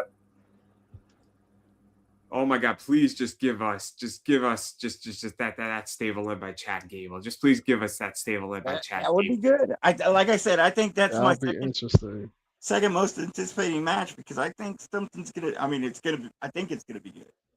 I think that's gonna be. I think that's night 2. I think that's gonna be an amazing match. I think that match and the Oba match is gonna be great. I don't have a problem with Sami Zayn versus Finn Balor, but I don't consider either one of them to be number 1 contenders. Did they really build it up? It's not even. You give a stipulation that doesn't make sense, it's weird. Sammy makes sense. Finn Balor doesn't. But at the same time, Finn kind of does make sense because Finn he didn't lose that title. This has been 10 years, but that's really the only thing that really is for Finn. But Sammy does make more sense. Unless Kevin Owens comes back. It is rumored Kevin and Randy Orton are supposed to be coming back soon. So that's the other thing that's coming and like brewing in the rumor section. So I don't really know. It's odd. I mean, and then the whole Rhea Ripley, what is it, a ladder match? Which I like so let me explain. I like the concept of having an interim title, right? I actually because they do that in UFC. I don't think it should be used all that often, but I think there is something to be said about using it every once in a while. And I think it's a really cool angle that WWE is doing with the women's title, where you have an interim title, and then you're going to have to unify both those titles when she comes back. And I think it makes an interesting storyline. I wouldn't want it to be done on every single title when it occurs. But because I don't think it's just been done in a while in WWE. But that's just what I think on that idea. But I do like ladder matches. Yeah. Ladder matches are fun. My favorite ladder match is when they had both tag team titles up there, and you had what was it, Grayson Waller and Austin Theory won it, and The Miz and R-Truth won the other one. Yeah. I thought that was brilliant that you put both in the same match. So ladder matches allow for a lot of fun. I digress. But I don't know what's gonna happen on SummerSlam. All I know is that I'm gonna get hammered with my friends tomorrow night watching this. Yeah, I'm just hoping to have some fun watching it. So I really do. I mean, I'm trying to be positive, but I think it's just gonna be mid.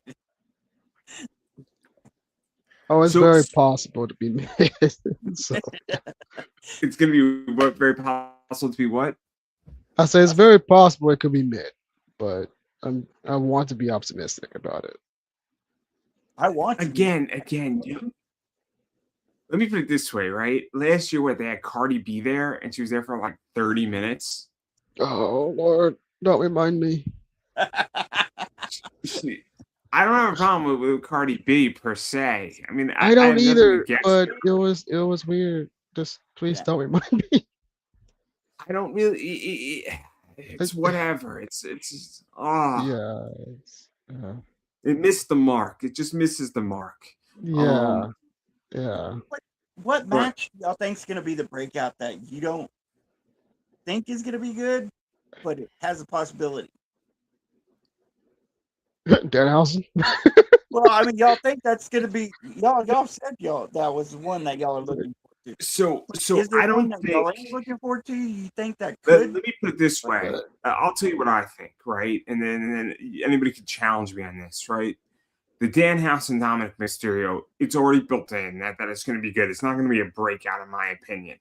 The Obafemi Brock, there's no expectation of a breakout in that match, right? Personally, I don't think there is one, right, in that match. Right. Those two matches, I don't think there's any expectation.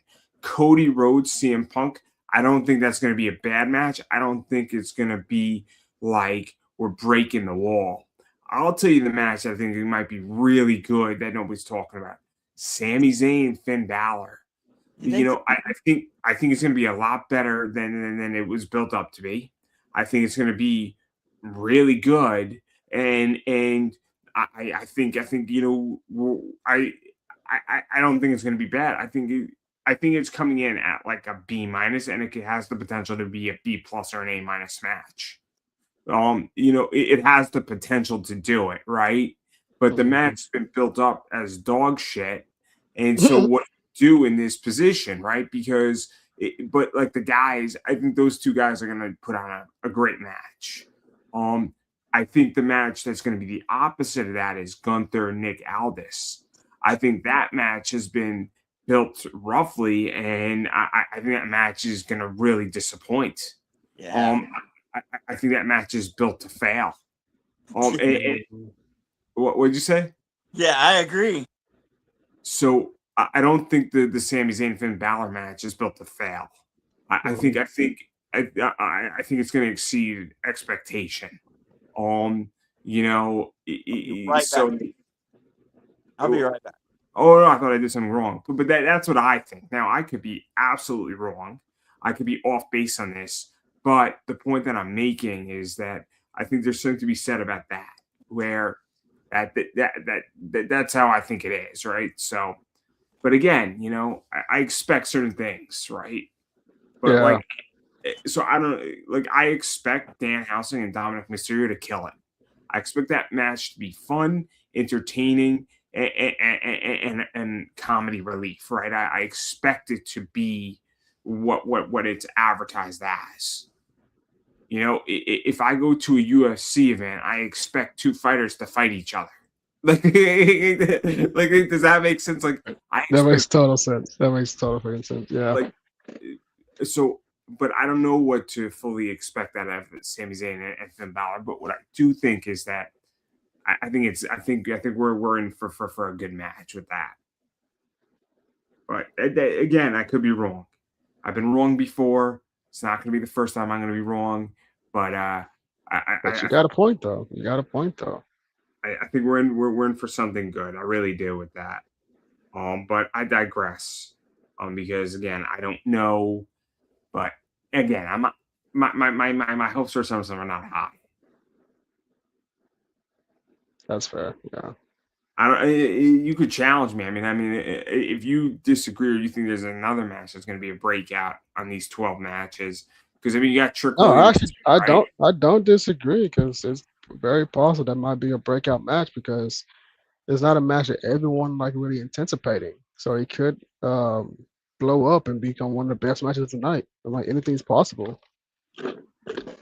I mean, the other match that could be interesting. I think it's. But I think that, I do think the women's ladder match could potentially be a breakout match. Could be because one is look at look at look at who's in the match. I think it's got some really good hitters. Got in the match. You got Charlotte Flair, you got Jay, Tiffany, Chelsea, and Last Legend.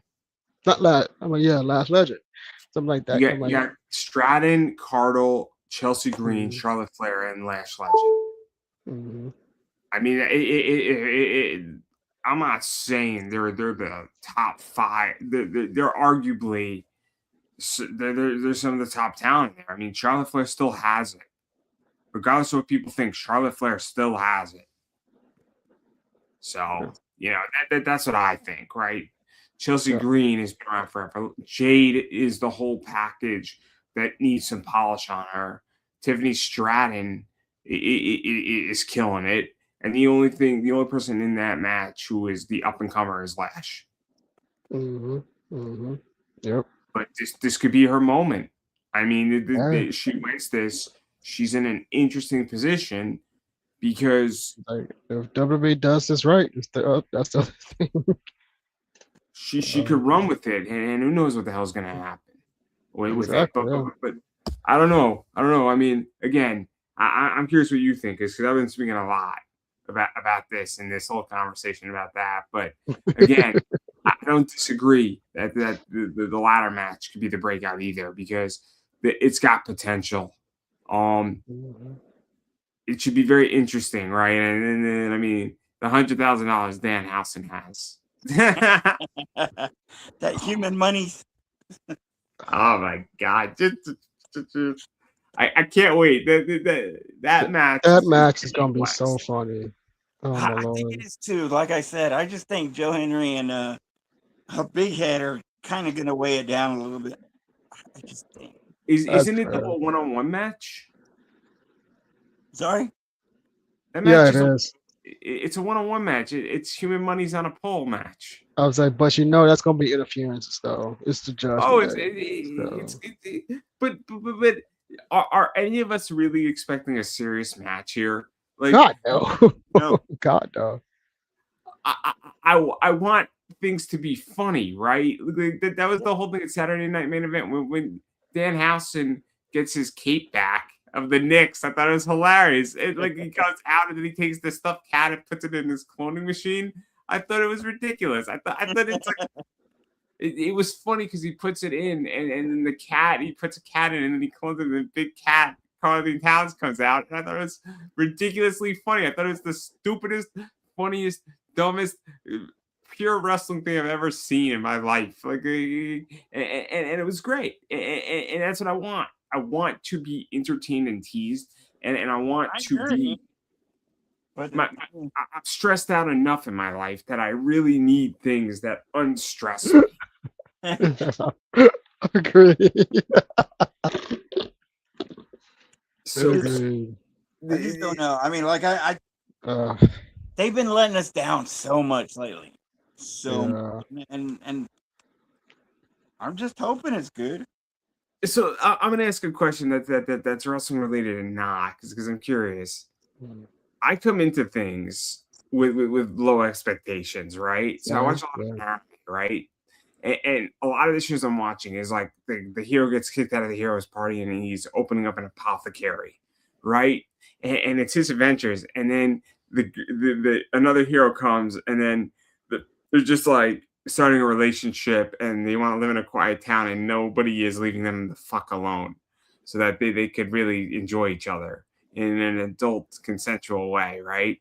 And they just want to provide medicine to the town folk. They're happy and they're thrilled in life. But the hero, the guy who got kicked out, is the strongest hero in the world. But he just wants to like gather herbs and make medicine. And my expectation is that I just want to have my fucking whiskey and fucking get intoxicated and just watch this thing and nobody's bothering me. And like my expectation is it's supposed to be chilling me out. So and it does its job. And that's what I feel WWE. That's why I'm like, okay, it's a 5, but it's entertaining. Like I'm not psychoanalyzing wrestling. And like that's my whole thing. What we're doing? Isn't that what we're doing? Dissecting it? We are, but like my point is that like a movie, you go into a movie, hoping it's good, relaxes you, and you can like escape in it and not worry about it being bad. But if it's bad, it's bad. And lately, WWE has been bad. I don't know. Maybe I'm charitable here. Maybe I'm just chilled out. Maybe I'm not taking it too seriously. Because I also I'll say this as a dirty word. I've read a lot of bad comics. I watched a lot of bad anime. I've watched a lot of bad movies. So I've watched a lot of bad WNBA games. I mean, I watched a lot. I mean, I'm a Mets fan. So maybe my position here is a little bit different because if you watch the Mets in the last 30 days, your viewpoint on life is a little bit different. WWE is not so bad. I don't take it too seriously either, but that doesn't mean I'm not gonna find problems in it. I'm still like there to have some fun, but like I said, my writer brain still kicks in, and I was like, I'm still gonna find some type of issue with it, but I'm not gonna be like on social media. It's like this is trash, blah blah blah blah blah. I would break it down, explain how this doesn't make sense or how this could have been better if they would. So you're not like me yelling at the Dallas Wings, being like, "What the fuck are you doing? Did you ever hear of defense?" Like, I do. Oh no, I do that. I just don't. I mean, trust me. When I'm watching it, I do that. And like, what the crap was that? I literally do that a lot of the time too. So trust me, I do exactly that. So the one match that we really hadn't talked about was Trick Williams and Baron Corbin. I completely forgot about that match. I mean, I'm surprised I didn't forget about other matches. I'm not even kidding. I forgot they were on the card. I forgot Baron Corbin came back out of the blue. And the funny thing is, and honestly, I'm not like, I'm not even sure about the match. I'm not sure. Yeah. I'm like, I'm really just not sure about it. I'm like, I don't know what to think about impartial. it. Yeah, I'm like, I feel like it's just there, just to be there. I'm like, man, the funny thing, like I said, it's dead, but this one's actually for a belt. You would think that it'd have more. But it didn't have no type of story. Baron just showed up and get a title match. Like, yeah, that's it. I agree with you. I was like, Dude, if this was Carmelo and Trick, I'll be happy because this has been building since they both filmed main Yeah. roster. Like that would have It'd be made more great. sense. But Baron Corbin out the blue, and then he all of a sudden gets a title match on a PLE. Yeah, or Like Javon. Javon would have been great in this match. I would have been. Javon would have been fantastic. I don't think he's even on the card at all. He's not. I was like, That's sad. this is Yeah, it's. that's an issue. I think that's just a filler, just because it's 2 nights. They just needed to put something up there. I'm like, Well, again, why? no Braun Breaker, no Braun Javon. I am so sick of having Braun Breaker wasting his talent in the Vision. And I'm like, why are you having this dude with some weird wannabe Jonas Brothers in this faction? I like Like I can't stand Austin Theory. You made Maxine look like a whore. You got Logan Paul being a cocky asshole, which he is anyway. I can't stand Logan Paul for a day. I can't either. He's just so freaking annoying. No, this is my fucking problem with Logan Paul. So I have a hard time separating Logan Paul at the WWE from everything else Logan Paul has done. Yeah. Right. So Logan Paul, the Crypto Zeus shit, right? So when we actually look at Logan Paul, unbelievable talent built for WWE. Logan Paul, though, in real life is a fucking scumbag. I'm sorry. Have you ever seen Logan Paul with Ken Goblin or Goblin? Like the shit, that Pokemon shit that was done, it is so goddamn fucking shady, and it makes me want to leave. Yeah, it turns me off when I see him on television. Because it's not even that I'm a huge Pokemon guy and I'm a card guy, so maybe I'm a little more exposed to it. But wait, are you talking about the car he paid like millions of dollars for? Yeah, and then he sold for like 15 million. And there's a lot of shady shit around it, right? And if you look at him, you look at his body language. It looks trash, by the way. It's so toxic, right? That it puts me and turns me off from him, right? And that's my issue. If you're talking about like out of the ring stuff, then you're gonna have to talk about like Brock and all that stuff that happened there. But the difference is that Logan, other people. I agree with you. My issue though with Logan Paul is that Logan Paul is so much bigger, right? And he's so much more media centric that you just get exposed to it more. And I agree that the Brock issue and shit that's happened with other wrestlers is a problem too. Be right back, guys. Yeah. So, but I completely agree with you. My issue is that Logan Paul's thing is just so much more public. So it's just more exposure. Does that make sense? I don't think it's more public. I mean, everyone in WWE knows about the Brock and the Vince stuff. I mean, we're talking about millions of people though with Logan Paul, and we're talking about the Crypto Zoo issue, who got screwed out of millions of dollars. Logan Paul's issues. Know about the Logan Paul stuff. Because most people don't care, I don't think. I could be wrong. But I feel Logan Paul's just toxic, right? That's how. And when I see Logan, I mean, in the ring, he's great. Oh, I think he's talented. I just think he's a scumbag. I mean, that way. There's a lot of other people you got to throw in that category. But you know what is so I mean who else is a scumbag in wrestling? I don't think Brock is. I don't think Paul Heyman is. Well, why wouldn't you say that about Brock? I mean, he was in the middle of all that stuff with Vince. No. You could have a legal problem, right? I think Logan Paul is an actual scumbag, right? That wasn't a moral problem, not just legal. So no. We're gonna have this conversation. We actually need to define. So I think Logan Paul is an asshole in real life, right? So what I'm getting at is that I don't think Brock Lesnar is an asshole in real life, right? Yeah, I think he is though. I mean, he doesn't. He says that he doesn't like talking to people. And all that other stuff. I mean, besides the whole womanizing thing, like I said, if you're comparing, it's still bad morals.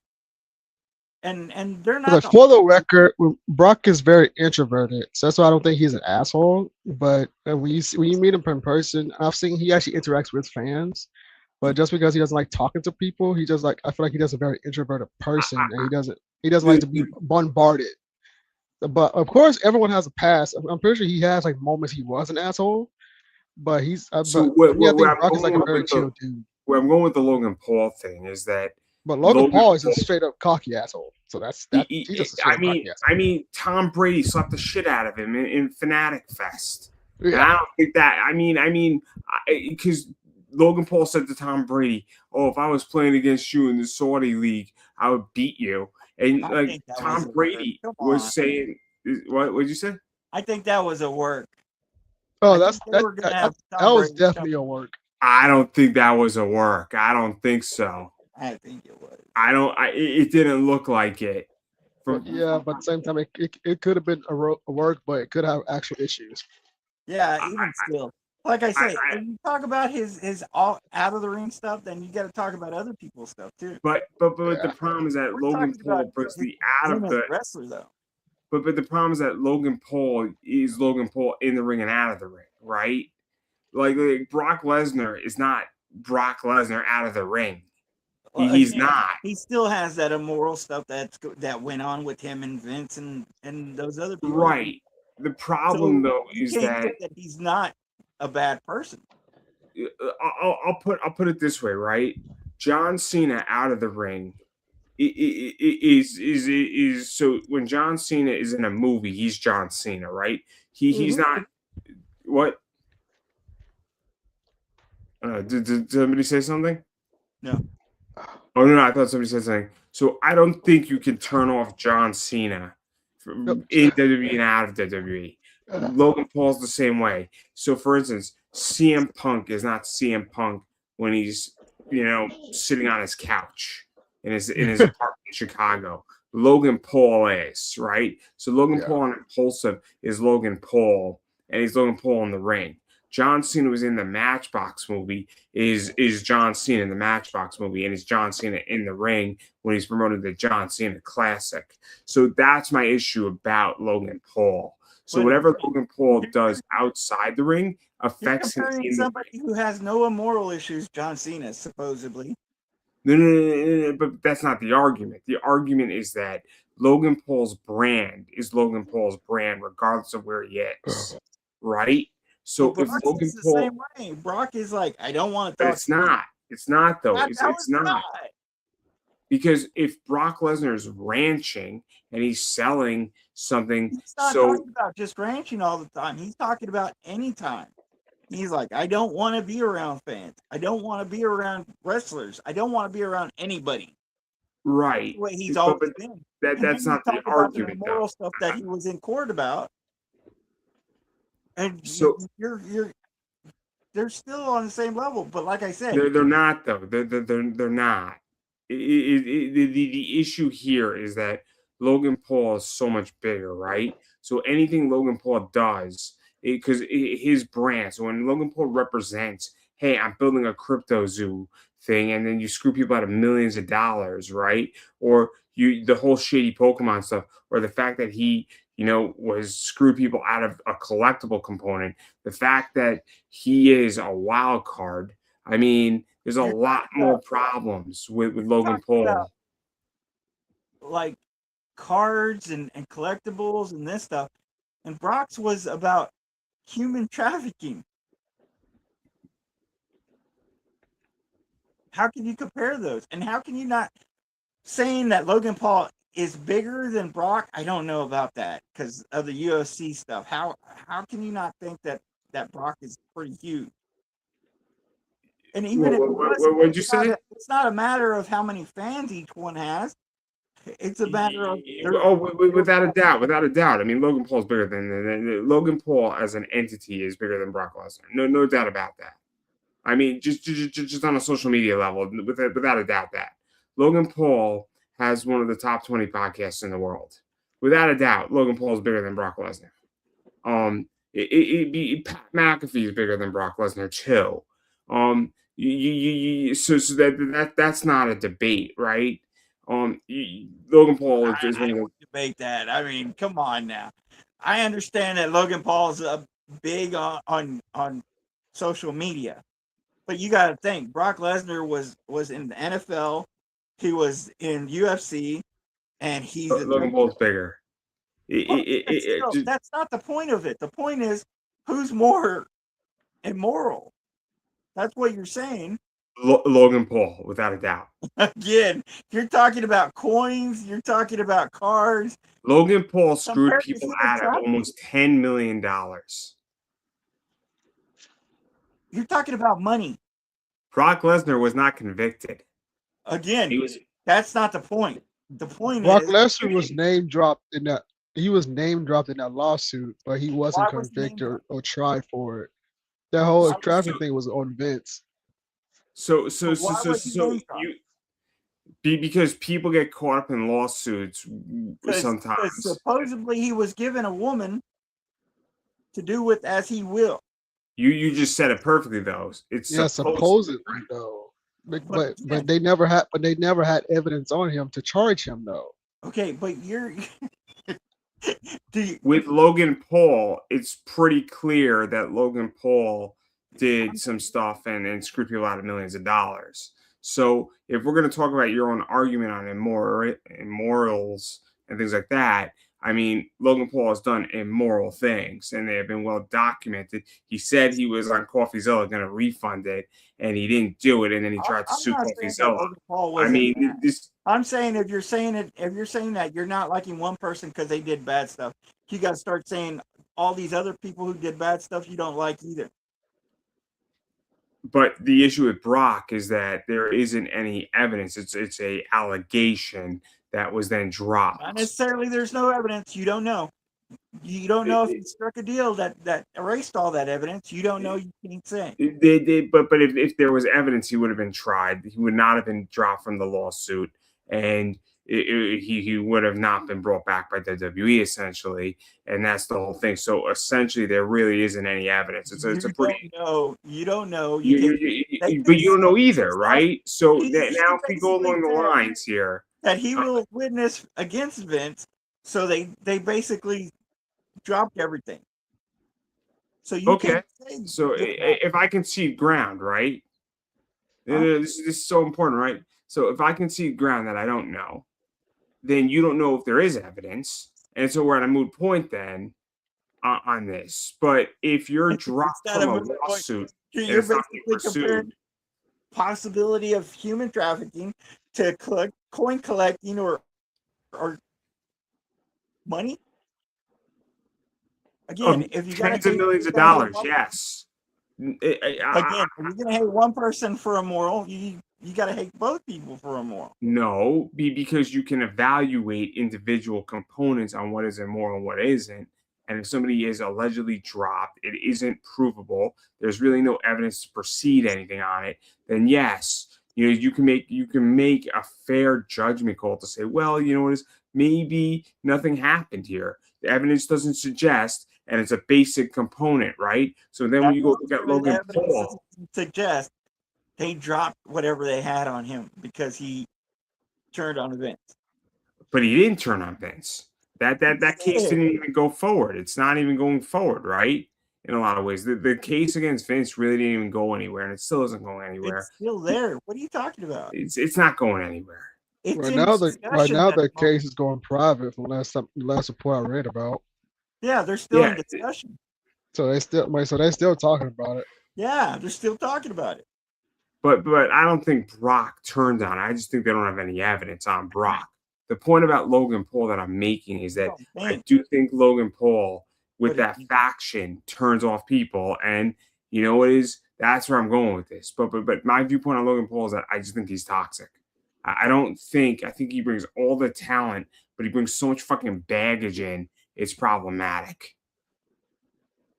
My phone's dying.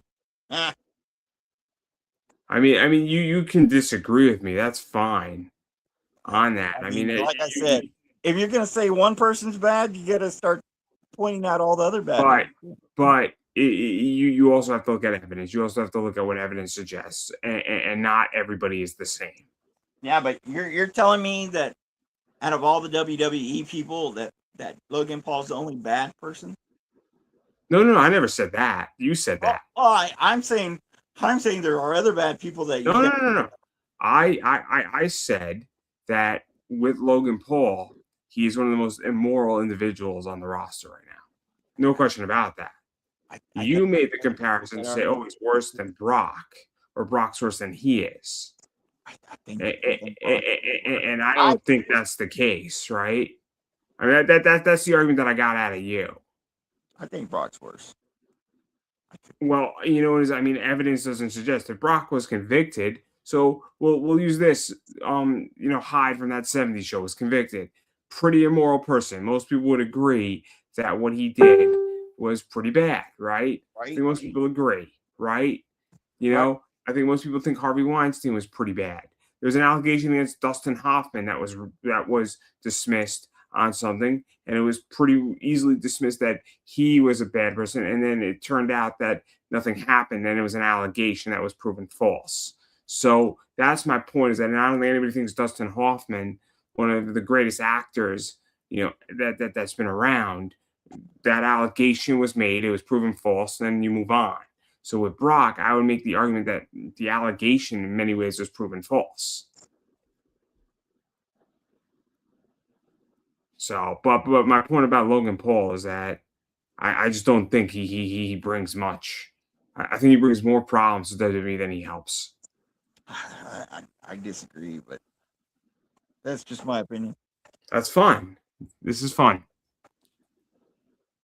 I don't know. Sorry, Kevin. We probably got you canceled on half your TikToks. Canceled. That's hilarious. Oh my god. Oh, this happens a lot. Me and Paul argue all the time, right? But this is like the best argument I ever seen, because nobody disrespected anybody. Normally, when I see people argue about this situation, they're just disrespecting each other. But you guys are actually having a conversation about it. So I'm like, this is actually very fascinating, getting both point of views. I mean, it's very fascinating. No. See, me and Paul are good friends in a lot of ways.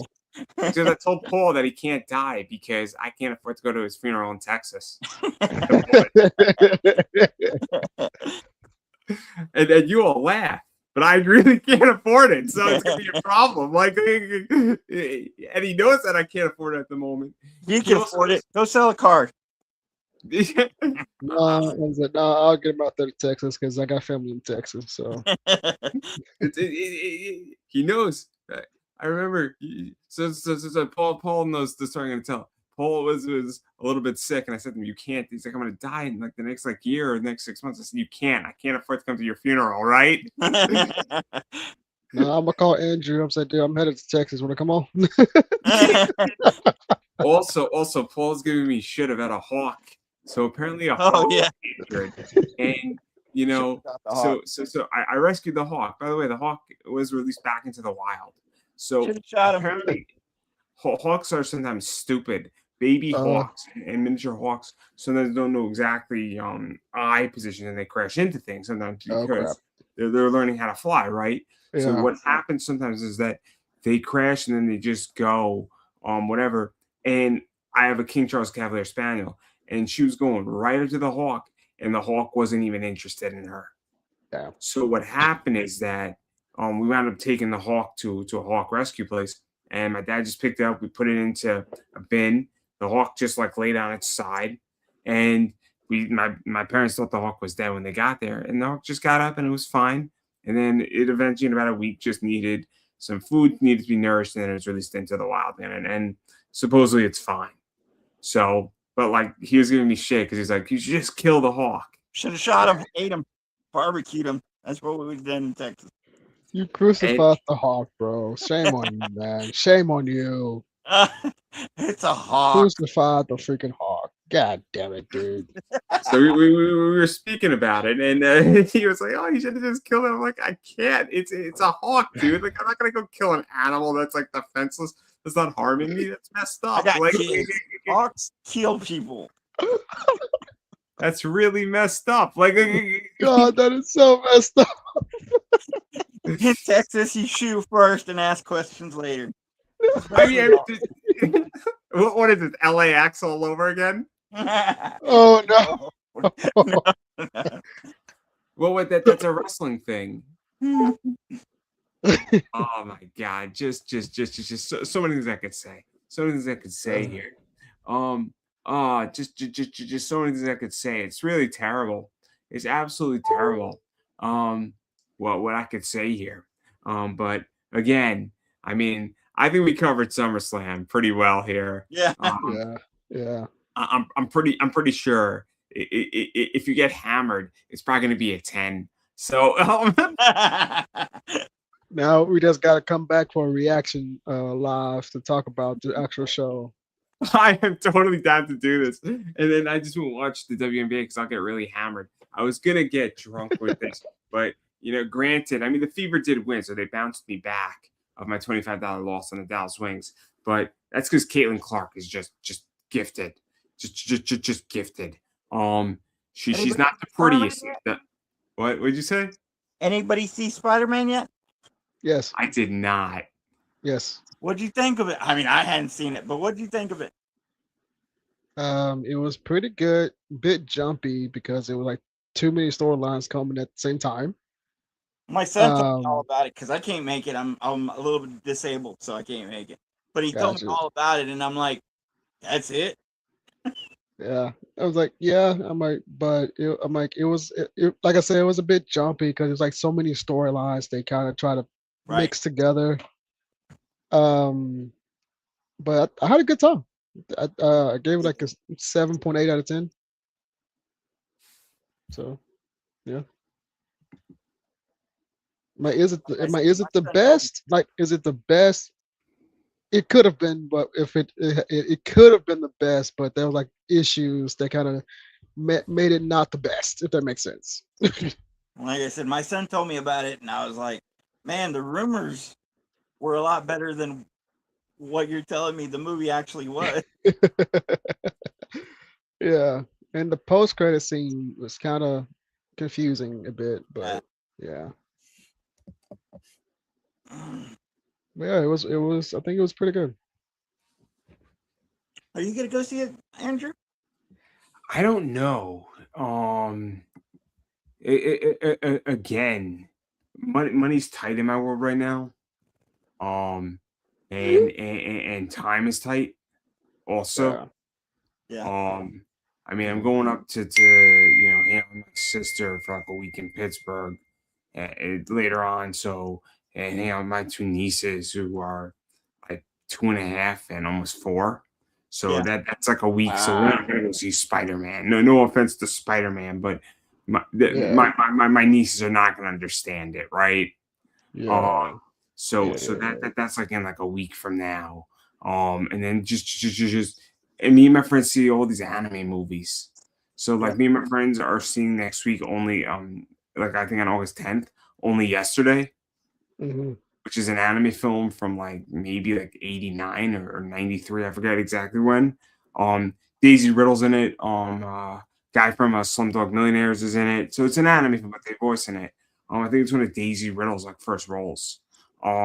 So like that's kind of what me and my friends do is we see all these really cool like anime movies. So like I might see it, but I don't know, or I just might wait for it to come out on Disney Plus. Like in like 3-4 months. It might just be easier. I love Spider-Man, right? It's just like timing and all that shit sometimes doesn't work. But that's fair. Yeah. I bought tickets for Doomsday, and even though I really can't make it to theaters, I'm going to be popping a lot of medicine to get to Doomsday. And I was kind of, after hearing everything that I heard about Spider-Man, I was like, I'm glad I didn't, try to make it because I would have probably been a little disappointed. So like, again, I don't go to the movies that often. I mean, I didn't even see the Mario movie, but it just came out on Peacock. Yeah. So like, I'm excited to watch that on Peacock. So like, that's how I view stuff, right? Like, I watch all this stuff in my house within like 3-4 months of it coming out. Like, because movies are fucking expensive now. They are. I mean, I saw Toy Story 5. That was fun. My son saw that. I didn't see it. It wasn't the greatest, but I mean, it was good. I enjoyed it. It was worth what I paid for it. Is the point. Mhm. It was also who I was with. It was a date. I did get a second date, so that was good. So Yeah, nice. maybe it wasn't even that expensive. I paid for her ticket and my ticket, and then we grabbed dinner, and I got a second date. And after that, it didn't work, but at least I got a second date. Um, but it's progress. Given that I haven't been in the dating world in like a year and a half, so it's a good entry point. Toy Story 5 worked for me. Um, Nice. so I was happy about it. But Paul was teasing me about that too. He said, "Oh, did you take a guy out?" I'm like, "No, Paul."